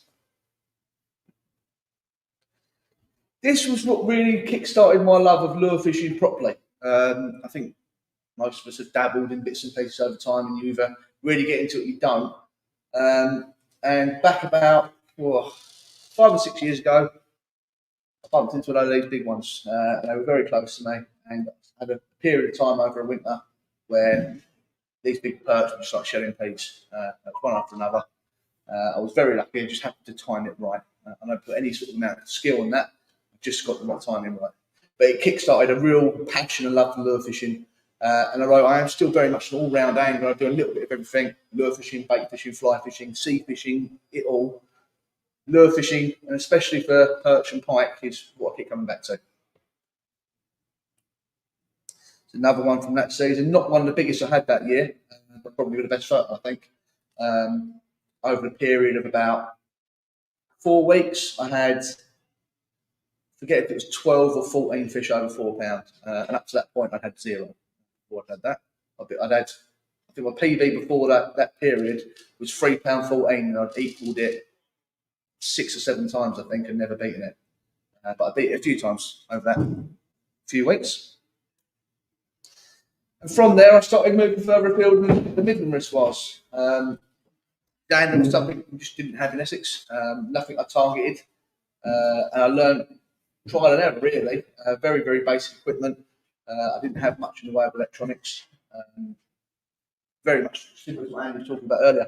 I was just finding depth, and every now and again I was lucky I stumbled across a couple of fish. Not a big fish by most people's standards, but for me at the time, it was a big zander because it was something I wasn't used to fishing with before. It was a little bit more recent. I'd updated the tech a little bit, and as you can see with a box full of lures that didn't get used down there, I invested in some more bits and pieces and got more seriously into the lure fishing. So this is important, this fish, because over the past 17 years of my life, my main career was a tattooist. Yes, there's a few giveaways. About 2 years ago, I got approached by a guy called Will Hunt, who was the senior ranger at Hanningfield Reservoir in Essex, which is no secret, is where I had all those big perch from. So I was visiting there quite a lot, and I got to know Will a little bit. And he happened to mention to me that there was a job as a ranger coming up. And I said to him, love it, maybe one day. When I retire, it'll be a perfect job for me. And that was that. We sort of left it at that. And I got home that evening, I mentioned to my wife, I said, I'd love to do that. Why don't you? I sort of said to myself, I don't know. Why don't I? So that's what I did. For a period of time, and Andy will attest to this, I was juggling 15 lives in one. I was tattooing, I was rangering, we had other little things going on, we had the filming, we had the podcast. That fish was a fish I had with Andy a couple of years, well, nearly a year ago now. And it was, I think it was £11.12 on the fly. And Andy had one of 15 pound act on the same day. It was a crazy day. Towed the boat, yeah. Literally dragged us around. But that's why I've included that, because that now is my life. I am working within trout reservoirs. Like I said, recently relocated and now live in the North East. So I'm based up near County Durham, working with Northumbrian Water and all the reservoirs they control up that way. So I've had a bit of a trot down here to join you guys today. Controversially, probably the most impressive fish that swims in UK waters, I think. Salmon get a lot of plaudits. In my opinion, they're much more impressive and much more mysterious. That's the biggest one that I've caught and photographed. It was £5.12. I have had bigger years ago as a youngster without really knowing how big a big fish was. There's a little bit of a backstory to this fish, which I'll quickly put into. I don't want to drive. I knew you were going to talk about that. Yeah. Oh, he's fascinating. I don't want to go on too much, so I know there's a few things we've got to get through. I had that fish from a water that, as far as anyone was concerned, there was no eels in there. That's the story given. I used to do a little bit of coaching and guiding, and decided to give it up because it was eating into my own fishing time too much. As we already know, I was short of time in general. I had one more commitment to fulfil with a guy who had one a day or a night's guiding with me in a charity auction. And it had been put off and put off and put off. I think this was sort of just after COVID. And I caught that fish and I thought, there's probably no more fish in there, but it was very close to my home. It was perfect. I could take him to this place. He might get a fish, he might not. It was never about catching a fish for his guiding sessions. So we got there this evening, and usually if I was guiding, I would set up 2 rods for myself, 2 rods for the client, and we'd have 4 rods out between us. And somewhere or another, the client would usually see an eel caught, and we could go through the unhooking and how to deal with it. For whatever reason, this particular day, just couldn't be asked, didn't have it in me. Just set the 2 rods up for him, showed him the rigs, baited the hooks, cast them out, set the rods. 45 minutes later, the rod's gone. I thought, brilliant. I'd run straight away. It was only about maybe 10 o'clock at night. Tightened down, felt the fish, hooked it, thought, that's a good fish, brilliant. Right, come in and grab hold of the rods, and this guy's playing the fish. And all of a sudden, the clutch starts screaming on this reel, and I thought, I've not tightened that up right. So I went to tighten it up, it wouldn't tighten up. It's broken or something. So tried to pull line off the reel, just locked up. God knows what happened. As it turned out, this fish was just so powerful, it was taking line against a drag that I couldn't pull off on my hand. Anyway, so he ended up getting this fish in, not really knowing what he was doing, just horsing this fish in. So I do use quite heavy gear when I'm eel fishing, just in case you do hook the fish for a lifetime. You don't want to lose them. He's got this fish in the net, and in the half light of my crappy old head torch, I thought, oh, that's quite a good fish, maybe £4, maybe £5. So we set up the weigh-in and weigh it, and I lift the scales, expecting sort of singles between 4 and 5, and I lift this, and the scale's set at £8 Now, anyone who's fished for eels knows an £8 is almost mythical. You don't get them coming along very often. So these scales must be broken. You got another set? Yeah, I've got another set out.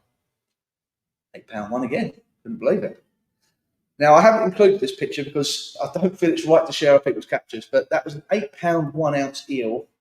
I could have caught it, but I cast my bloody rods out there. But unfortunately, and fortunately, in many ways, we shared the capture. I cast, he caught it. But if you want to see that picture, it'll be on my social media, so I did post it at the time. Just to prove I do fish for everything, they don't even have to be fish. It's a cephalopod. Just very quickly, if anyone offers to go squid fishing, do it. Not only are they quite fun to catch, they taste bloody lovely, and they're brilliant bait. Just to prove I do catch pike, that was my first ever 20. About a week previous, I'd invited a friend fishing with me.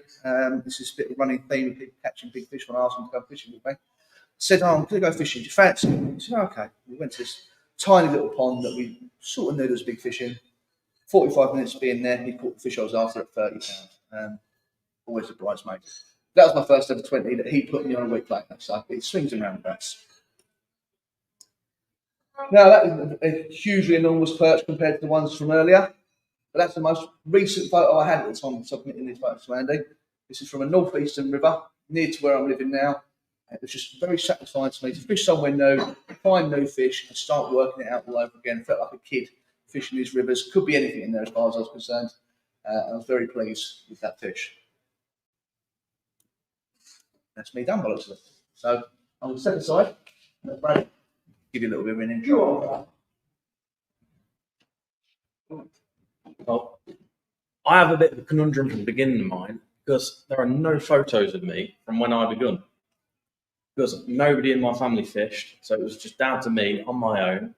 And I only really got into it from just flipping through one day. I was flipping through, and then this bloke came on. This bloke got white hair, he's on his boat, he's chucking his lumps of wood around, catching his pike are exploding on the surface.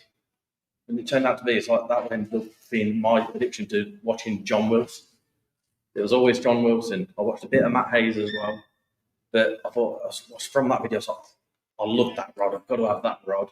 And that rod's now currently at Stu's house. I had the original John Wilson 6-shooter, like an ugly, horrible, really uncomfortable handle. And this reel that you didn't know whether to cast with it or use it as a TV remote. It's just absolute big block thing. You wonder how they ever fit into the hands. And I moved on from there, started it. Because nobody really fished lures that I knew of around me. Because I'm living in the middle of match fishing country. I'm down the road from Makins. And yeah, it's just like, so I started to get to know them people, and then the lures went away. It was just spinners, like the odd thing like that. I didn't really know what I was doing. But meeting these match guys, I was like, oh, I should come have a go with this. I got my first pole. It was what was it called?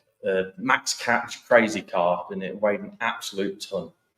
And started going into there, and I dropped off from it a bit, and I ended up moving away to London and becoming a musician. Is what I did. So I earned my money as I was playing guitar, doing big shows, and like doing session stuff, anything like that. And I ended up moving back here because I had a condition with my hands that caused me to stop having to play guitar. I just couldn't carry on with that anymore. And I thought, let's get the rods back out again. But well, I like that rod I had before. I got on well with it, so I'll get something similar. And then all the rage at that time was the boom of the Black Max. Everyone wanted the Abu Garcia Black Max. So I thought, well, I can't have Black Max. There's one with Pro written on it. That's got to be better. So I had the Pro Max. Now that, casting things that are way too small to be cast on this rod. Like this, I was obviously casting out, and I probably won't get much further than that table. And it was dead funny. But then I proper started to meet a few people. But again, there was no people really local to me that I knew it really went into it much more than match fishing or carp fishing. And I just could not get into carp fishing and things. I can't sit there and wait. I've got to be doing something. And yeah, so that's where this began with the perch. That was probably that's my first weighed £2 plus perch. So anyone in this room probably knows where that is. That's the first one out the saw, down towards the otter, and that one came in at 211. And I was absolutely gutted because I thought it was going to be a lot longer than it was, but it was missing half its tail. Then I started moving on to what other species can I get. This was over down towards Charlie's neck of the woods. This was down over Essex. And this was my first big chub on a lure. I'd had chub galore as a kid because I used to go on my push bike down to the River Soar, up down towards Stony Stanton end. And I used to just drop for them with stick float. That's all I used to do before I got into the match side of things as well. And then, what else can I get? I wanted to go get some trout. So I started going for the trout. Like, where can I go? Where can I lure fish from? Everywhere's fly only. It's full fly only. Then it got a bit weird. So casting away in the dark for perch, I think I've done it. I've got my first £4 perch. It comes up. It's like, oh, it's green. It's green. It's the wrong green. It comes up, so it's square in the mouth, tench on a lure. It's like I was actually fishing with Ryan Dabbs at that point, and like we stood there just gobsmacked. It was just a great big tench with a 9 centimetre paddle tail in its mouth. Then these are back more local. So the one on the bottom is actually my current PB perch. And again, it was really gutted this one. I didn't have a scale at the time, but luckily there was a lad on the same place, dead baiting. And he came over with a scale, helped me weigh it, and it was like, I had to weigh it 3 times because I couldn't believe it was as light as it was. It was 47 centimetres, but it got all shoulders and no belly. And it only came in about, I think it was 311 or something like that. And then we're moving on to Pike. I started off with the Pike, but I never really took to him in a big way because for me, it comes with that. I like to deep dive into things, learn as much as I can about anything. It's like, and with Pike, I just felt like it. I know now it's not this, but at the time it was like cast out, back, cast out, wind back. And it just felt a bit monotonous. Like, I loved catching them, but I hated fishing for them. Then I started meeting some new friends with. This time I was fishing with Tommaso Martinelli, who's been on the podcast before, and now I'm really into fishing bigger lures for bigger perch. So I've been through the phase of trying to catch as many as possible, and we've got micro things like this. But now it's all about. I'd rather fish for one big one at the risk of a blank than fish for 30 like this. But at the end of it all, that for me is what it's all about. It's not about who's beating who's doing better than the other. It's about the mates that you meet along the way. And this was from a fly fishing trip that we went out. We were at I think we had 2 days in a row, all over these waters that we paid for like the book the day before. Went all out at the beginning of the trout season, all the way around. And between the 3 of us, there was 1 pike. And no trout. And yeah, the video of that trip is on YouTube, and it is probably the worst performing one on the channel. But it's probably my favourite of the lot. And now to Tom. Evening, gents. Thank you for having us. And I will be really quick because I've just realised I was quite much. So Andy may be helping me here. So there we go. I spend most of my life in this perpetual state of in the workshop, shut away, melting plastic. So that's what I do. I make fishing lures.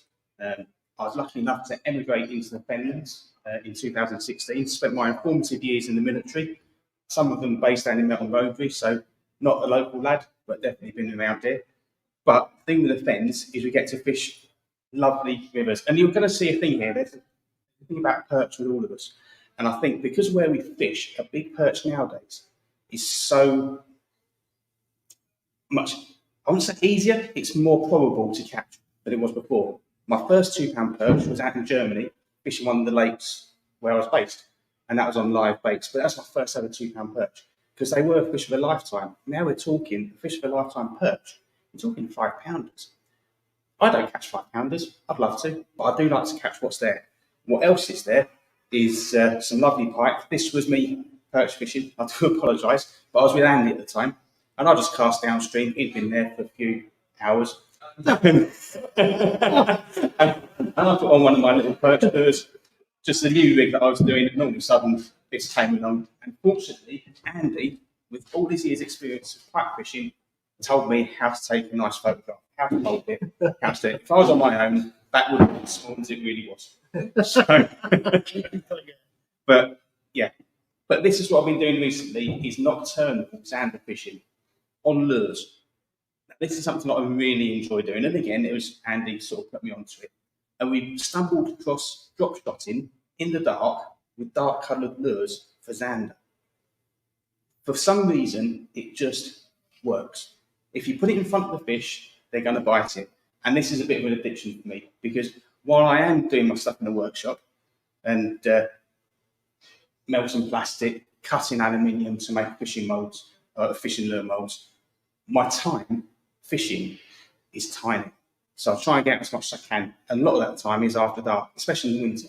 But living where we do, it's fantastic because we've got zander and they're very obliging. The perch do bite at night and the pike do spoil the fun at times, but they don't. It's absolutely fantastic getting that hit from a pike on a drop shot and getting it in. And that wasn't what I was here for, but it's awesome.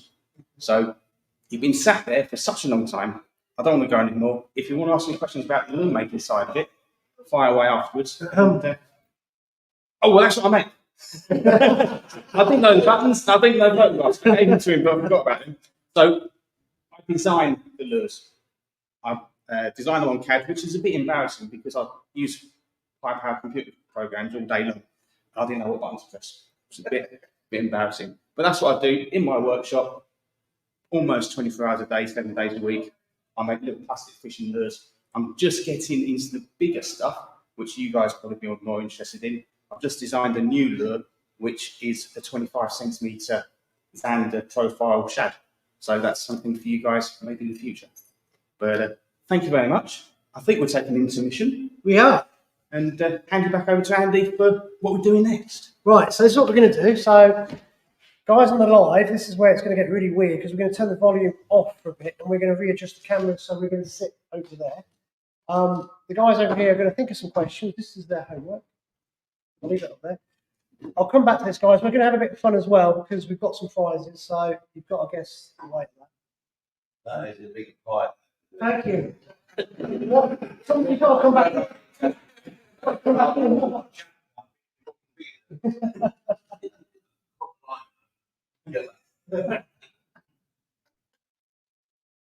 Has he paid?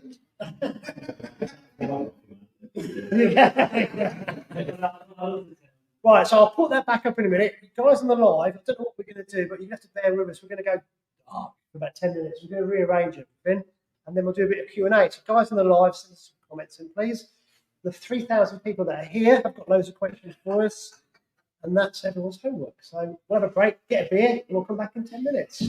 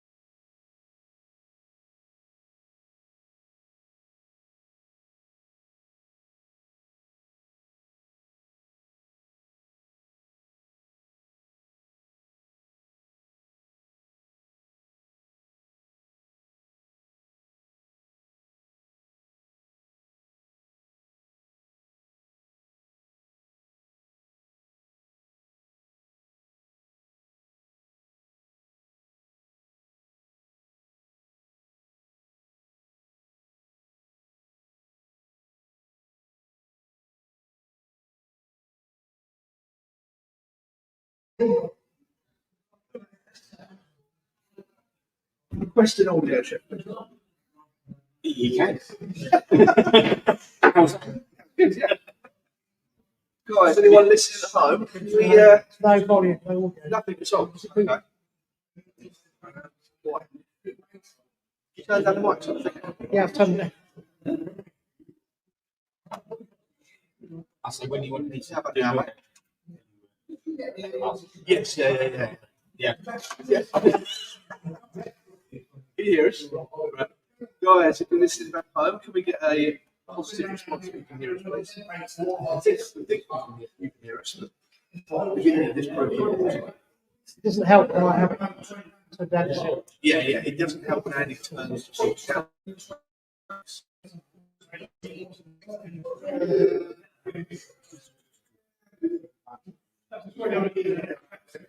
See if we get a response from someone to say that we're, they can hear us. We'll get cracking in Q&A. Glenn can hear us, we're working. Nice one, Glenn. Thank you very much. Cheers, As always.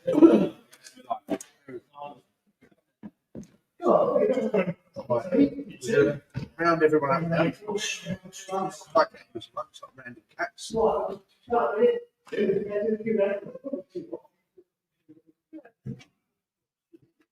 Anyone wants to do a quick question before we get everyone else in? Great. I've got a few I can see here that I've queued up. I'm not being rude by looking at my phone, guys. The screen is so far away that I have to read the question a bit. He's actually just bored of. I mean, Oh, no. Waiting point. what sort of questions have you got? You've got one. Well, we've got I'll take the links. right, fair enough. Read that over there. We've got a couple. We've got one for Oliver Lawrence. Who was obviously not here. He was involved in the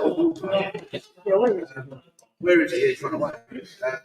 He said, question for the whole panel. What camping have you had present-wise that you say was your most rewarding? Well, that's what was the question? What capture you've had, present-wise, would you say was your most rewarding? Brad, can't touch the mic. You're not touching the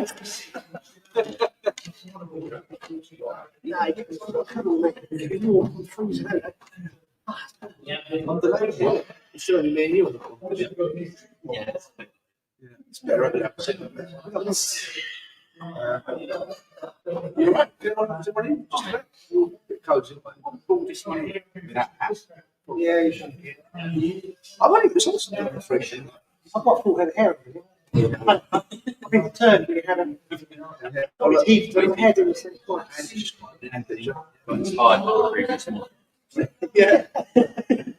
That's where the implant came from. Cozy, isn't it? All right. Spin it a little Spin bit. it around. Spin it around.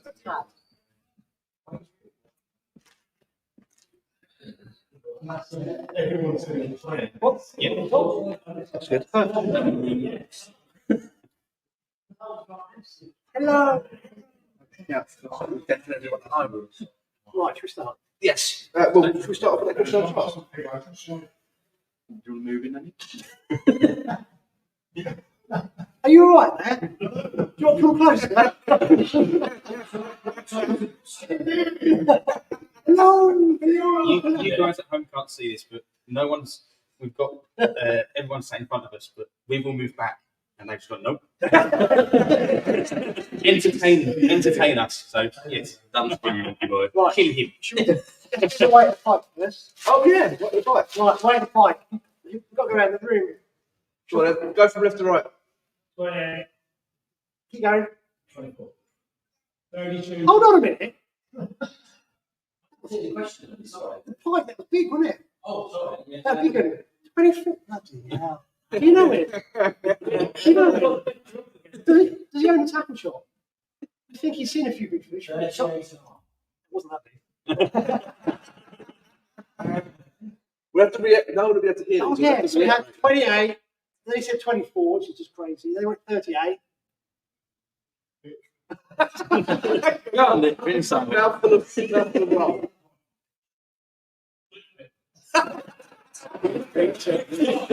Response. 26. 26. No, he said 26. You can't say twice. 29.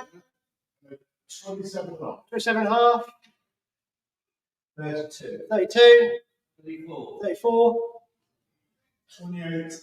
28. It was 31A. Oh, I picked a 32. Who gets it? Who gets Charlie? You go on. Who's your back to? Right, so I got prize there. So I want to grab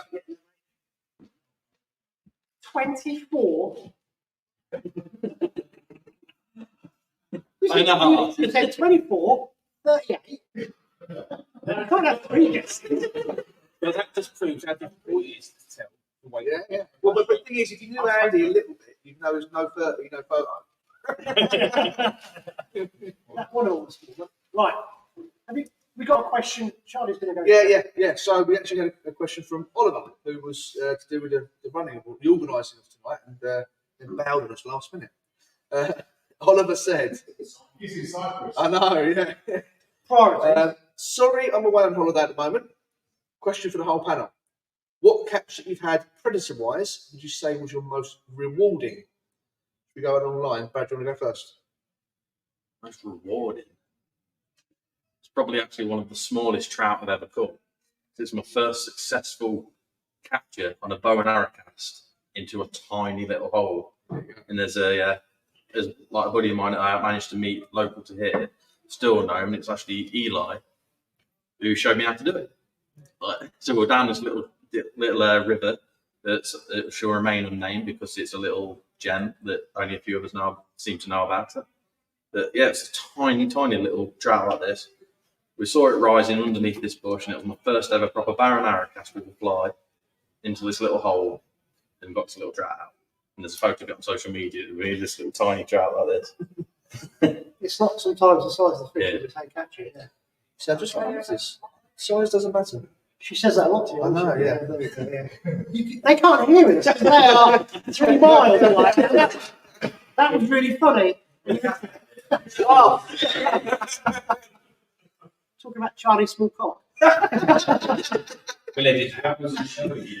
It doesn't show. It does. Go on, Andy, your turn. I don't know is the answer. I'm going to go with that 42 was amazing, really, and there's a whole backstory behind it. There's a video. There's a video out there. But I think first 30 might be. I think. I don't know, but I just like catching fish. Sometimes I like catching fish when I get one bite a day. So if it's really hard, I go try and do things. If I can get a decent bite, one bite in a day, I think sometimes that's really rewarding. But I think I've had a big one from that 10 30 the first one. I think what was the question? What's your most rewarding capture, predator fishing wise? I have to say these plastic things must be doing something in my head. Yeah, predator wise, I think it was my PB pike. I'm going to go for a pike because I cast to what I thought was a perch strike, and I was horribly wrong. And it turned out to be a 20-pound, 1 ounce pike on a 3-inch lure on a 5-pound line, totally undergunned. And every time I saw it, I tried to take a photograph because I knew that I wasn't going to get it on the bank. A little bit of weed came out. Right? Yeah, a little bit of weed came out. And then when I actually I had to chin it from the water because obviously I was perch fishing with my little net. Yeah. And so it was 102 centimeters long. And yeah, in fact, that was probably the most relief I felt catching a fish.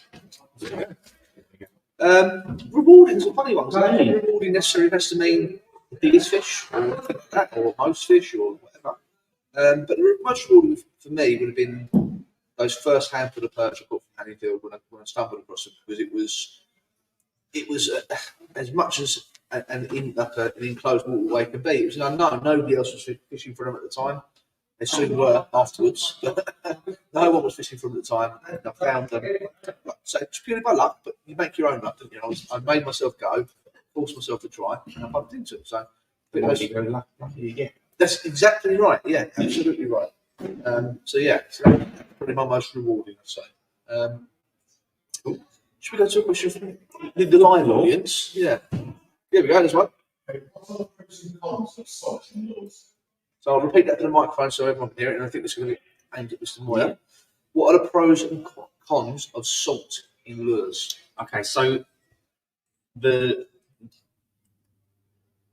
party line is that salt in a lure makes the fish hold on to it more. Now, from a lure making perspective, especially soft plastic, salt is also a filler. So as a manufacturer, it's actually taking up a lot of space of the plastic itself. What salt also does is add weight. So when you've got lures with salt in, they actually sink. Plastisol naturally floats. Most plastisol floats on its own, whereas if you add some salt, it will make it sink. This comes in from when you're fishing weightless, and the Americans do this much more than we do. So when you fish weightless, they're actually getting it to sink faster and use it more like a retrieval lure than we would. Also, if you've got like a Senko, which is one of the most famous salted lures out there, the salt actually gives it a perfect fall rate, which gives it a wobble. The cons are it really weakens the plastic, so that you may get one fish per lure because the plastic doesn't bind to the salt as it would the plastic itself. So you're going to go through more lures, but you're going to have a better time fishing them when they're fish weightless. So salted lures fish on the Ned style, not really great because they just fall over. But actually fishing them on a weightless setup is absolutely perfect. But the cons are it's very weak plastic. I didn't know any of that, so I've learned something tonight. So there you go. Good work. That was a great question. Yeah. Anyone else from the floor before I go to another one from the thing? You can throw one pipe down. That's all you got. What you throw. So if any of us could throw So one, all of it, each one of them, what would we throw? Start, Brad. Work our way down again. Tough ones between two of these that are on the table. Recently, this guy. It's the Leics glide bait. This is the 178 size, particularly in this colour. This is my absolute favourite colour of it. Who's going to say? How do you But yeah, it's definitely this one at the minute. It's most recently it's been putting the most fish on the bank for me. But if it wasn't this one, Don't you dare. it would be the 30 centimetre Wolf Creek. And that's me. You didn't have one. You Yeah, you had to. Right, so I'd use So that that. was second one's void. 25 centimetres. And that would catch me most fish throughout the year, but it works brilliant sometimes, and sometimes you'll see it a lot smaller. But if I had to use one lure, I'd use something pretty big, 25 centimetre Wolf Creek shad. They're brilliant. Put loads of big fish on them, and they do like them, and small pike like them. And believe it or not, I've caught loads of zander on them. So 25, you've seen me catching it. I have. Yeah.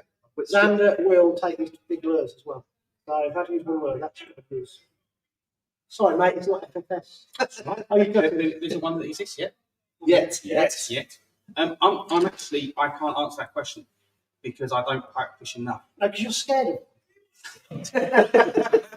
That fish he caught that day that I took the photo, I had to look it for it. It's unbelievable. Yeah, he goes, Andy, help, I've got those nasty green things with teeth on. I went, yes, because they love me, they can smell me, they just come close. You got in the way. Oh, that's it. Yeah. Giant turbo. No, I am designing a pike lure at the moment with a lot of help and advice from Andy because he knows his stuff. So we are going to go out sort of in the bitey time, aren't we? And throw some prototypes. So I would love to say that it's going to be my new lure that I'm making and designed, and I'm on the prototype stage.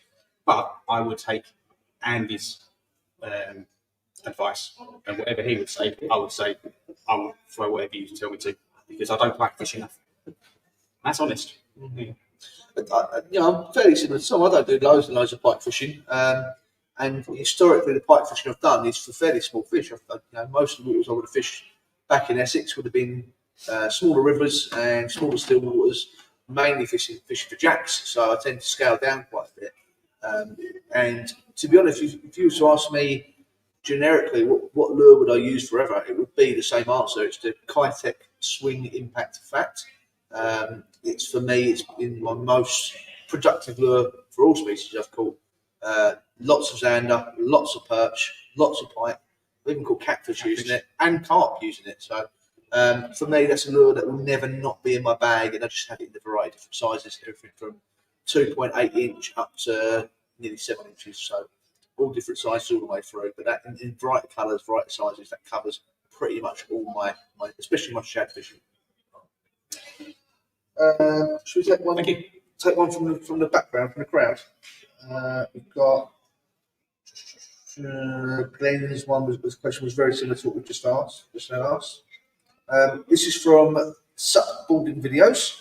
Tom, do you make one-off lures for personal use, i.e., for yourself?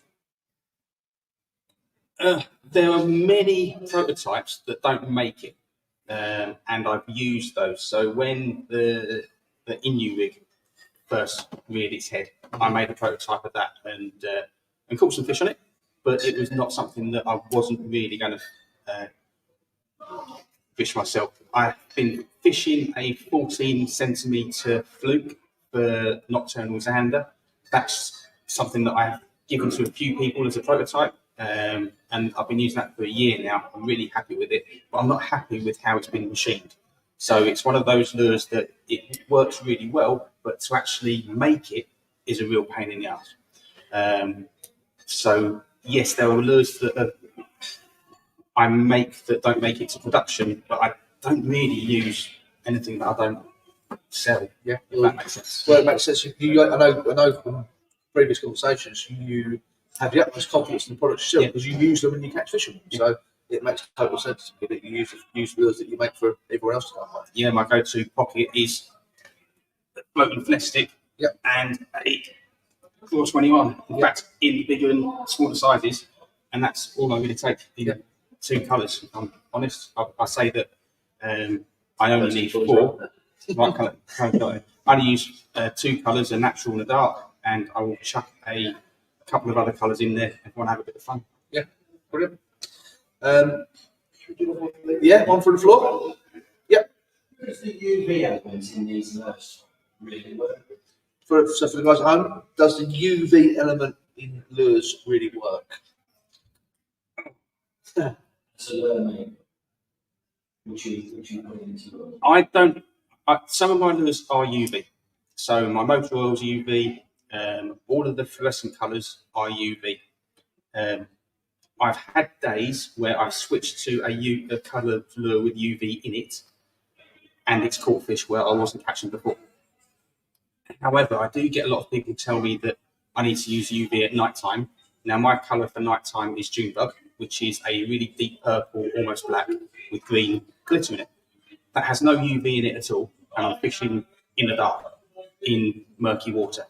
So really, it's more to do with the location of the fish. However, Andy's got experience of UV in his big pike lures, which certainly is not the difference, isn't it? I was going to say, so the Swedes they love it. In Sweden, they're completely convinced. I've got some lures at home that are green. Yeah. And they look like The motor oil. they look disgusting. You put them to light, they change to red. So in the water, they do something. I don't know what they do, but the Swedes swear blind by these colours. I have no idea. I just use lures at work. Tom's the lure maker. He's dabbled with things. I think some of it's fish candy for the anglers. Yeah. But the Swedes in America, the Swedes in Sweden, funny enough, they have certain colours that they swear blind about. So obviously in their waters, there's a lot of pink stained waters out there that's very clear. Which is like, I don't know. I think it's definitely a confidence thing. It's a confidence yeah, thing. if you're confident in throwing something, you're going to throw it for longer. If you throw it for longer, you're going to catch more on it. I've had a conversation before that said to him, because, well, does it work? Yes, absolutely. If you believe it does. Yeah. Because if you truly believe that something's making a difference, you're going to fish it more confidently. And you're going to fish more effectively, whether or not you notice the difference in what you're doing. Yeah. So I think there's a perception of how we view something. In my mind, isn't necessarily the same way as a fish views it. Our eyes aren't the same. We aren't perceive things in the same way. I think people often confuse the idea of UV and glow in the dark, but not the same thing. The way light refracts through something UV is going to be different to something that's not. And in my mind, it's more about how light interacts with it rather than it, making it really visual to fish. There might be something in that just makes it more appetizing. I've got a question for the audience. Okay, think of dead baiting. Who believes popping baits up is better than the line on the bottom? Why? But a pike sniffing out dead bait. It's not looking for it. Just to get it off the reed, then, aren't they? That's the reason why you do it. I don't know what the right answer is, Yeah. but I used to pop baits up, and I used to think, why am I messing about doing this? And I thought, if it's dead, it's dead. The pike know it's dead. It's not giving up anything else. They go and find it. The only time I do it is a bit really thick weed, just to stop the trebles from sticking into the weed. But there's no right or wrong with this, is there? But it's an interesting concept. I think it's the same with UV. It's like what you think is going to work. The pike know a dead bait's dead bait. Yeah, we've actually had footage. We use the waterfall camera sometimes, like dead bits. And we've actually seen them when the dead bits in Ireland's like leaf foliage, and the pike's been coming along. I've seen it. We've watched it. We usually peek. Yeah, Fine. because they're on the scent trail. Yeah. Literally, it's digging for it. Yeah. It's got snow right now, and we've watched it. I'm a great believer what Charlie just said, is that you can't, as a human, think like a fish. So you just got to do what you think works, and fishing. Yeah, there's no right or wrong, but Personal preferences, it is, yeah. I think it's what we feel more confident. Because that obviously is what fishing is, isn't it? Yes. Confidence is something. Absolutely, yeah. And another thing, going back to what I was saying, we attribute sort of human interactions to fish in different ways. Just a quick story. Many years ago, I was fishing a gin clear park lake with a friend of mine for pike. We only really did it in the winter. If the cod fishing was off, if you couldn't get out of the boat, you went pike fishing. That's what you did. And we was fishing this particular lake. It was absolutely gin clear, quite small. The fish got absolutely hammered. There was no big fish in there really. There wasn't time to go by, but they was all gone. And I used to climb trees to find these fish because you could see them. The water was so clear and so shallow, you could see these fish. I was climbing trees. My friend had a sardine out on the float. And whilst I was up a tree, I watched a fish track down his sardine from a good 30 yards away, beeline straight to it, flew at it like it was going to hit it like a rocket, stopped, dead, about an inch from it. And I watched this fish. If I hadn't seen it with my own eyes, I would never believed it. I watched the fish put its whole head and nose under the bait, lifted it about a foot off, backed away, and let it drop. And every time I did that, the float buried. And I watched that fish do that 5 or 6 times. And I watched my friend ready to lift in and strike this fish. I said, whoa, hold it. And eventually that fish took. But it was a good 20 minutes of that fish inspecting that bait and lifting it up with its head and dropping it. Lifting it up with its head and dropping it. Now, our immediate reaction was, that fish is riggy, it's been caught. It goes, I don't think it's anything like that. We attribute human thoughts to that fish. It was obviously something in that nature of that fish that made it want to do it. I don't think it was looking for a rig. Who knows? We'll never know the answer to it. But it was just a story that popped into my mind. Yeah. You see it come in, blows at bait, sit in the right direction. Yeah. It also actually rubs its chin across the bait for the treble. Do you think that's what it's doing though? Do you think it's there? People Really? on the broad side, they know what's. You actually see it come in, it rubs it, as soon as it feels it, see the trail moving on. It comes over. Yeah. And basically, you can see the snaps lying there. It's got the trebles. The fish comes across, it puts its chin open. As soon as it feels like that, you see the response from the product. Yeah. Right. And it's something there, isn't it? And it just then comes off. I'm going to tell you something once we turn this off. I have discovered something recently which is very important for competition about to fish, which blew my mind. Yeah. And you're right. These fish they're doing really strange things. I think I like not to believe it because it means it's that much harder to catch these bleeding fish that we already tried that hard for. On some waters, they get so pressured, they learn. Maybe. Yeah. It is. Yeah, they know exactly. They see it. Look, Roxon, on the back, 20, 30 anglers every week. Yeah. 10 I think also fish learn about the lines, don't they? Go in the water as well. I know the perch certainly do. Definitely. And I think when I noticed when I was pike fishing, if I use a straight float rig, I'd catch far more pike than if I'd use a ledger rig. And I'm sure they're hitting the finding the line, the ledge rig, trying to get the ledge of the pike. I started using a sunken float rig and I caught more fish because it was just different. It wasn't like that angle. And you see one tip go, and you know a fish is hit the line, and I'm sure they've learned to actually circle it. Yeah. If they can feel anything, they'll. We sat there for maybe an hour, and we thought, I was looking here, we go. And when we reviewed the footage, About 2 bit. we're like 2 massive divided come along, and inspect this, and go 2 completely different parts. Yeah. And we just gone, I thought we just got this again. Yeah. Yeah. Literally, the 20 is literally just no, that's just stuff. Really. That's what about started to disappear. There was a shoulder erosion connected. So And just follow around Yeah. What's changed in your approach now? Then now you've seen this with the water ball. Have you changed your approach at all? we've gone down to singlets, which are on Single trouble. the small Yeah. levels, thinner trace lines. Yeah. More stuff. So the time picture it's Not as bristly, yeah. If you've got to put the thing trace wire, then it's literally it comes up with the back and You can actually say last. It's not like the It's so interesting, isn't it? Well, there's always this argument about where you draw the line with technology, how much it helps you with fishing and things like that. And me and Andy have spoken about the podcast lots in the past, especially with the likes of forward-facing sonar and things It's like the that. big debate. at the That's the minute. big debate, whether, where do you draw the line and what's cheating and what's not. But the reality of it is, it's just, for us as anglers, it's an interesting tool to learn. You've viewed what you've seen on your water wolf and learned from it. So that you don't always have to have your water wolf out, because you know from previous experience what was working and why it's working. Andy says very often he'll be out the boat, he'll switch all the sonars off because he's learned from previous experience what he needs to do in a situation. And it's just all these little bits of the puzzle that we can piece together that builds up a bigger picture of what our fishing is and what we want to take. Good question. Very good question. Yeah. Should we go to the questions on the video? There's one here from Andy Smith. Go for it. How would you guys approach a deep gravel pit, like 25 foot plus for pike and perch?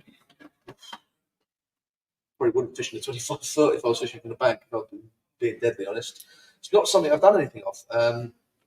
Most of my fishing is either on shallower rivers and canals and shallower still waters. It's not something I would be able to comment much, for totally honest. They've got some here. Exactly. No, you Yeah. don't. Well, I know that's. You always start with North Explorer because the trailing winds from the southwest. So any big still water, that's your starting point, and you work from there. That's where that wind's going to be hitting.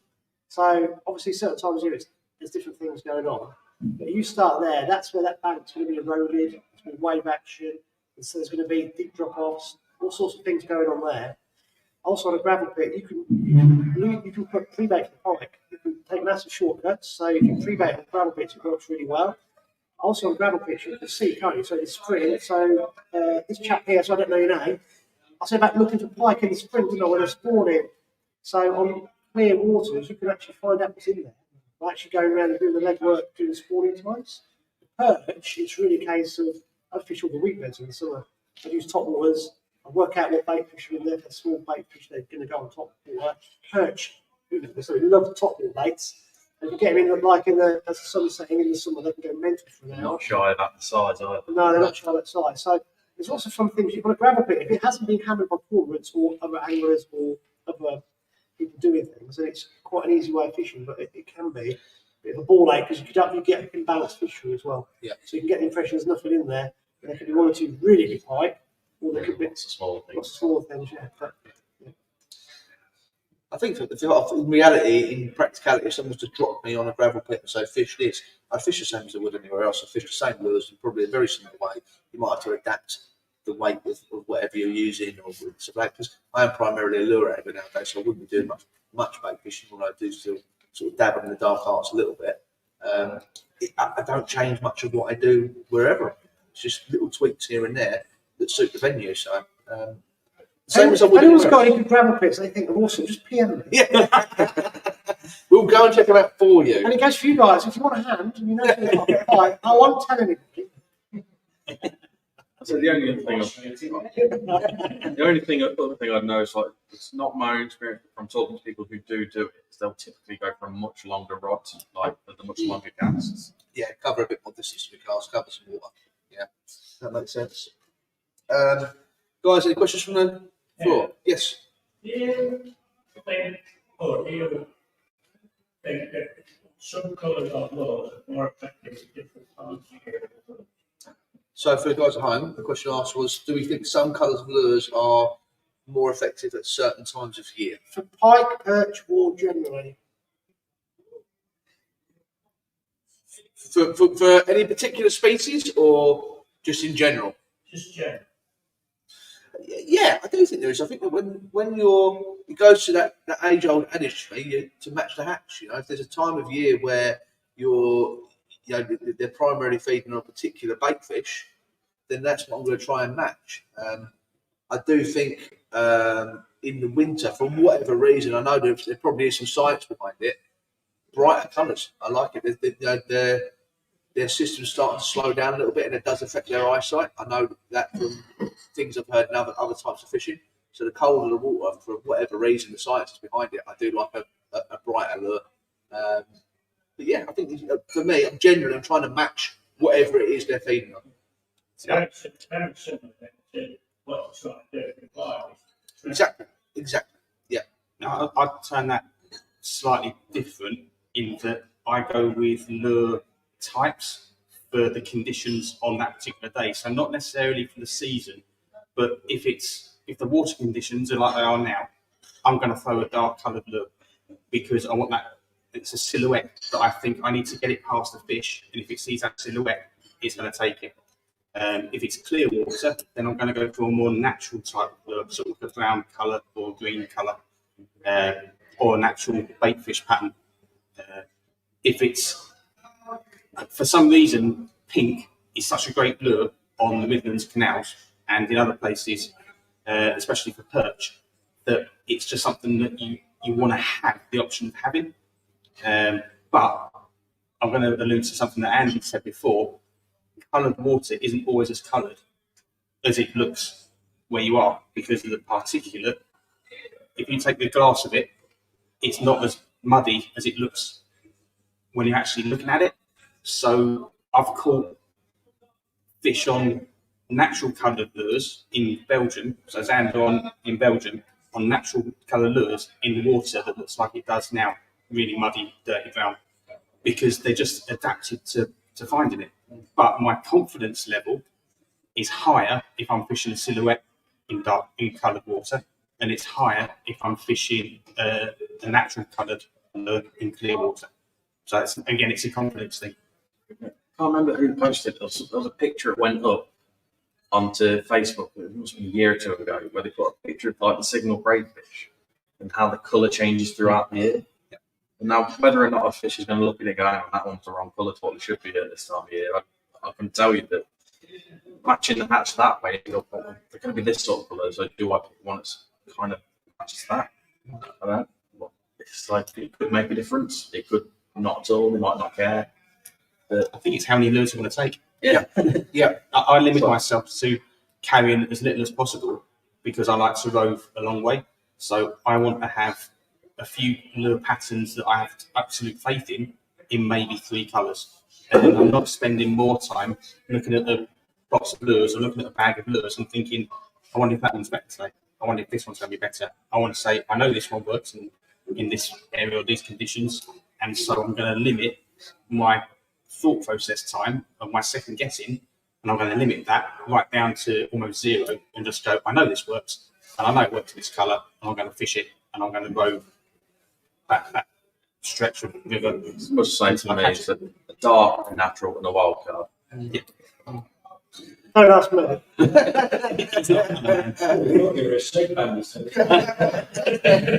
think this is the most complex question ever. Because I think perch and zander are more responding. They're more. Pike, the colour is less important, but perch and zander, in my opinion, is more important compared to pike. However, on some waters, I know pike won't take a certain lure or colour. On other waters, they love it. Now, I might be wrong, it might just be my coincidence when I've been fishing. But I know, like, on one big water I go, they look at this lure that I use, so I chuck it on another big water, I can't catch a thing. It's really weird.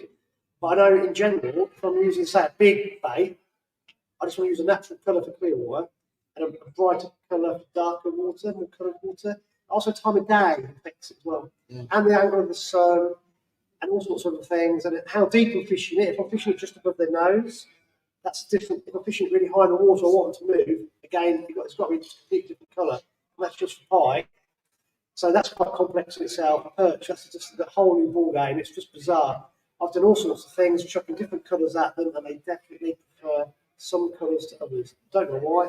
It's just, and on different lures as well. So one colour in one lure, like a creature bait, there's one particular colour, one water they love, and two colours are found. If I use those colours in a different bait, I can't catch anything. If I change the colour of that other bait, they take that. It's like, so I don't try and work out why, I just go through the whole thing, and I'll spend days not trying to catch a fish. Well, I'm trying to catch a fish, but only one. I'm just trying to work out what they want. Then trying to replicate that bait with another fish to see if it takes it again. So I'll drive people insane probably if they think I'm mad. There was one. Probably am. There was 1 year on this river here. There was 1 year where, for some reason, whether it's coincidence or could be I was just using it more. If the lure had purple flake in it, it would get more bites than if it didn't. There was no, I couldn't find any explanation. I was trying to swap it to black and red, nothing. Put this cinnamon colour with purple flake back on it. And why? We will never know the answer to that. We do need a waterfall. I did make him some. Yeah. There we go. We've got a couple of questions in here. I think we'll try and speed through these a little bit quicker because otherwise we'll never get done. These guys will never see their wives and family ever again. It's one from Tony Pantling. It's often said lure fishing is the fastest growing sector of the sport in the UK.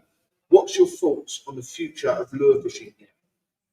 Now, me and Andy have talked about this extensively. If you've watched any of the previous lure fishing podcasts, and we sort of have come to the realisation and the agreement that it sort of has a ceiling because we're quite limited with access to waters. Here in the UK, we aren't blessed with lots of wide open, easily accessible waters. So the ones that are get absolutely hammered and drilled to death. Now, what happens with that? You get new people coming into the sport, try and replicate what they've seen happen, and they don't have the same results. I think that happens to a certain extent where it starts to affect the new guys coming into lure fishing, and it does sort of breed this thought that they've missed the train. And whether that starts slowing down the uptake of it, I don't know. I think it's quite a negative way to think about it, but it's quite a realistic way to think about it as well. I think the growth is coming from two places. It's coming from people that have never fished before, and they're seeing this lure fishing as their starting point. And then you've got the other generations where they started on the whip, catching roach, catching perch, and then they're going to lure fishing because they want to change something different. A bit like you go from pole fishing to fly fishing. It's a different set of skills. It's something different to do. So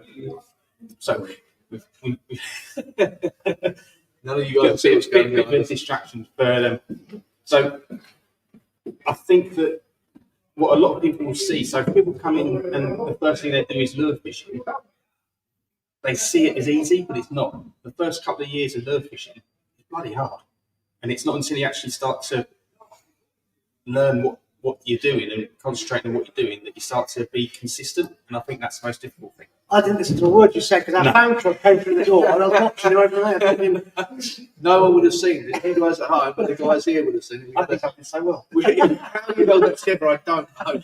We had a visitor in the background here. It's like probably politely saying slightly inebriated. Is he your mate? He will be there. He wants a lap dance, does he? Oh, well, we're in. Yeah. I'm just going to say same as Charlie. What do you say? Same as Charlie? Yes. Yeah. Can we do two more questions? Yeah. Take one from the audience. Have you got one more on your Yes, I have. Yes, Take guys, have you got anything else that you want to throw at us? Yep. During your slideshow, I think it was when you were 30, you said something about moon phases. Oh, yeah. Now, do you all, what are your thoughts on that? 'Cause I know a lot of the dark scene, there's a lot of it said and books written. So just for What's the your idea? just for the guys at home who wouldn't have heard that, during Andy's slideshow, he briefly touched on moon phase. 4 days of mayhem. Yeah, 4 days of mayhem. Yeah. Didn't really elaborate on what the moon phases meant during that period, but just been brought up from the audience. So we'll let you start that one off, Andy, since you Oh, brought it up. God. Right, okay. So, You open that can of worms. You do Barry it. Ricketts, Dr. Barry Ricketts, was into barometric pressures and all sorts, wasn't he? He touched on moon phases a bit. So as a kid, I was watching this thinking, oh, I've got to get into this, work it out. And nothing ever fitted, and I thought, oh, I'll just go. And I never really thought much about it. Gosh, that booked me. And then when I went to America muskie fishing, these muskie anglers, they live and breathe moon phase. To the fact we were going out at 2 o'clock in the morning on these boats just to fish during the right phase of the moon. It was like crazy. So let me explain there very briefly. You get moon rise as it's coming over the horizon. You get moon overhead, moon set, and then moon underfoot as it's directly beneath the earth. So you get 4 phases in most days, but not every day, because sometimes you can't work it out. There's some phases that are missed out. But when I was in America, we were watching deer on shoreline, eagles, and every time we saw something, it coincided with a particular moon phase, and they kept talking about it all the time. And Matt, the guide, was making sure we were at certain places and certain points of moon phases. So when I came back, I remember I started fishing some of these bigger reses, and the pike don't respond to it on the reses. It's really weird, but the zambs do. It's incredible. On these types of moon phases, you suddenly catch 2 or 3. You think they're there all the time. They're just switched on. So I started to try and work it out with pike fishing, and I think there's some correlation, but I think also it's more of I'm finding out I find I'm more successful on a new moon just before that lead up to full moon. Sometimes I catch nothing on particular full moons. I don't know what it is on the full moon. I actually know somebody who just won't go fishing after the full moon. But on the up to the lead up to the full moon, it can be quite good. That in between time between moon full and the new moon is crap. Yeah. And I don't look anymore. Just go. If I had a really bad day, I go. I bet it was a really bad moon phase. And virtually every time I look, it is. So I think there's something in that. And there was something else I was going to say that I shouldn't say this live. I'm going to. Right. So this isn't. Someone else has worked this out. There's a guy who fishes he's an English guy. I've forgotten his name. More important than the moon phase is actually if a storm's coming. So if we've got a big storm coming from America, and we know it's coming, I can guarantee pike in your local water will go mad within that 72-hour window. They seem to know it's coming, and it happens all the time. But the problem is, I couldn't tell you exactly when, but they'll go on feed. And that's sometimes when you have bumper catches, is when there's something coming, and their senses kick in, and they go absolutely mental. And this happens every single time. But it has to be a big front that's coming in to set them off. Those 4 days, I'm sure something was going on. But I forgot to look, and I suppose I could go back to the record books. But for all those fish to be moving at that time, and we were all fishing dead baits, so they were looking, weren't they? They were on the munch, and that was on broad system, that was on fen drains, and I bet there were big fish coming out all over the country during that 4 or 5 day period, and it was guaranteed it was something to do with weather conditions, moon phases, barometric pressure, probably the whole thing all put together. But the final thing I'll say on it is, if you're in the wrong spot, it doesn't matter. Storm Doris was my best ever catch. I had so many big perch on fishing just before Storm Doris landed that whenever there's a storm now, I am fishing it. If I can, I'm fishing it. It's difficult. It's not easy, especially on lures, but I'm fishing it because I had such a good day with Storm Doris. It's just put something in my head that I will go out and do it. However, that said, I haven't had a day like it since fishing all the storms, but I've had good days fishing the storms. But Storm Doris was just immense. And again, I was in the right spot. That's it. I was in the right spot on the right day. And that right day was Storm Doris. I think it's hard for me to comment. I've never ever done any sort of looking into in regards to pike or perch. Actually, I just fish when I can fish. But when I was doing a lot of eel fishing consistently. I was very meticulous about keeping a diary of moon phases, barometric pressure, wind direction, temperature, water temperature, all these things. And I got really into it, and there was a huge correlation with that. And leading up to a new moon was brilliant. But it was, for me, it was much, like you say, it was much more to do with weather, but not current weather that was incoming. That was a huge difference, and not always necessarily storms, but there was lots of factors in it. And it would take me a whole another hour of talking to you more about it. But yeah, there's definitely something in it. What it is, I don't suppose we'll ever know for sure. But yeah, for me, there is definitely something. Because we've been born before, but we're not going to have a conversation. Sorry, we've talked about something before. Do you want to? We've got one more question, mate. One more question. Let's go with this one. It just says Finn, so his name Finn. That's the guy to coaching. Is it? Yeah, lovely. Yeah. Evening, gents. What can we learn and adapt from the American and Japanese bass fishing scene and bring to the UK predator fishing? What can we learn moving forward? We've had this conversation before as well. I mean, if there's anything lure fishing, if you've watched enough podcasts, we've probably spoken about it. And something that I think that where we as viewers in the UK looking outwardly to other forms of fishing around the world, very often they offer up American largemouth bass fishing as a comparison to our fishing for perch, especially. It doesn't really compare. They fish very differently. I actually think we should be looking more towards how they fish for smallmouth. They're a much more comparable species to our perch And crappie. and crappie, yeah, and the panfish. They're a lot more similar to our perch and how we fish for them. And I think that's where perhaps a lot of guys in the UK are making mistakes. They're looking at these largemouth bass setups. And don't get me wrong, there is certain days where these big largemouth bass lures will work. But for me, in general, the smallmouth stuff, like, this is where the Ned fishing became really popular. Tubes, drop shot fishing, all these things were popularised fishing for smallmouth rather than largemouth. The first lure molds that I bought were scaled were from the US. So in the UK, we don't have a soft plastic lure making industry. We import from all over the world. So when I started fishing, I sort of looked at what I was fishing with, and I went, I want to see if I can do that. That's just in my mind. I want to see, how do they do that? If someone can make that, I'm sure I can too. So I delved into YouTube, went down the rabbit hole, came out and went, I can do soft plastic lures because you do this, you do that.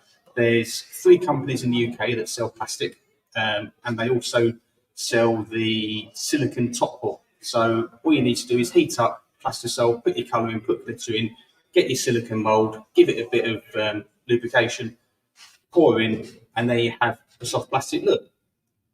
The next level up for production is injection moulding, which is what I do on a daily basis. But all my lures, my first lures came from American mould makers because we didn't have it. So I was looking into their bass scene, but their bass scene is sort of 3-inch lures and up. Our perch scene, apart from Bradley, is 3-inch lures and down. So trying to find something comparable for what we need was quite difficult. That's why I started to make my own molds and design my own lures. But it was, I think we can learn a lot from the States and Japan purely because they've been doing the soft plastics a lot longer than we have. But not forgetting these guys, the people in Scandinavia, Eastern Europe, if we didn't have the influx of the guys coming from Eastern Europe, I don't think lure fishing would be as big as it is now. That's very true. Yeah, very true. So I think a lot of the laws we've got in the UK, bar the few companies that are actually making laws for perch, so we're making bass laws work for our purposes. Yeah. So a lot of times, like me and group mates of mine, like we're probably of a very small minority that are using the bigger size of laws, going for like one bite rather than going for a day catching. Like because we've had a phase where we've gone through. Yeah, you've evolved into it. Yeah. It's like we've gone through like we want to go catch, and we're going out with the small stuff. We're getting. Also, occasionally you get the bigger ones as well on the small lures, and then we've got we just want to focus now on the bigger ones. So we're using the more bass style lures, bass techniques, and they have the days where like so a smaller perch is not going to be shy about hitting a big 4-inch creature. But there's going to be other days where none of them are interested in the big creature, and you're going to have to scale down to the smaller stuff that's more suitable. But a lot of the time, a lot of the innovation stuff is going to be poured into the bass scene because that's where the money is. Yeah. So a lot of the new interesting laws are going to come from there, and then maybe in a year or two they might get scaled down for the European market. So it's one of them, you've got to keep an eye on what everyone's doing and think, how can I make that work here? Yeah. Because it's not going to work the way they're doing it. Right, has everyone got anything pressing? We said 2 more, but has anyone got a burning question they want to ask us? No? Cool. We've drained them dry. Yes. Should we just bring it to a close? Let's bring it to a Right. From a personal perspective, can I just say thanks to these three? As you can see, we all get on brilliantly, and I'm really looking forward to the podcast next season. And thank you very much. Yeah. You got, And thanks for having us, guys. It means a lot. Yeah. Thank you. Thank you.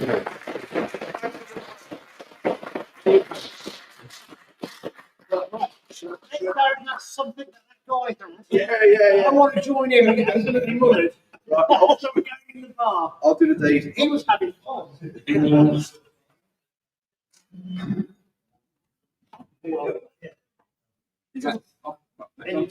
End stream? Yeah. Go for it. It's great.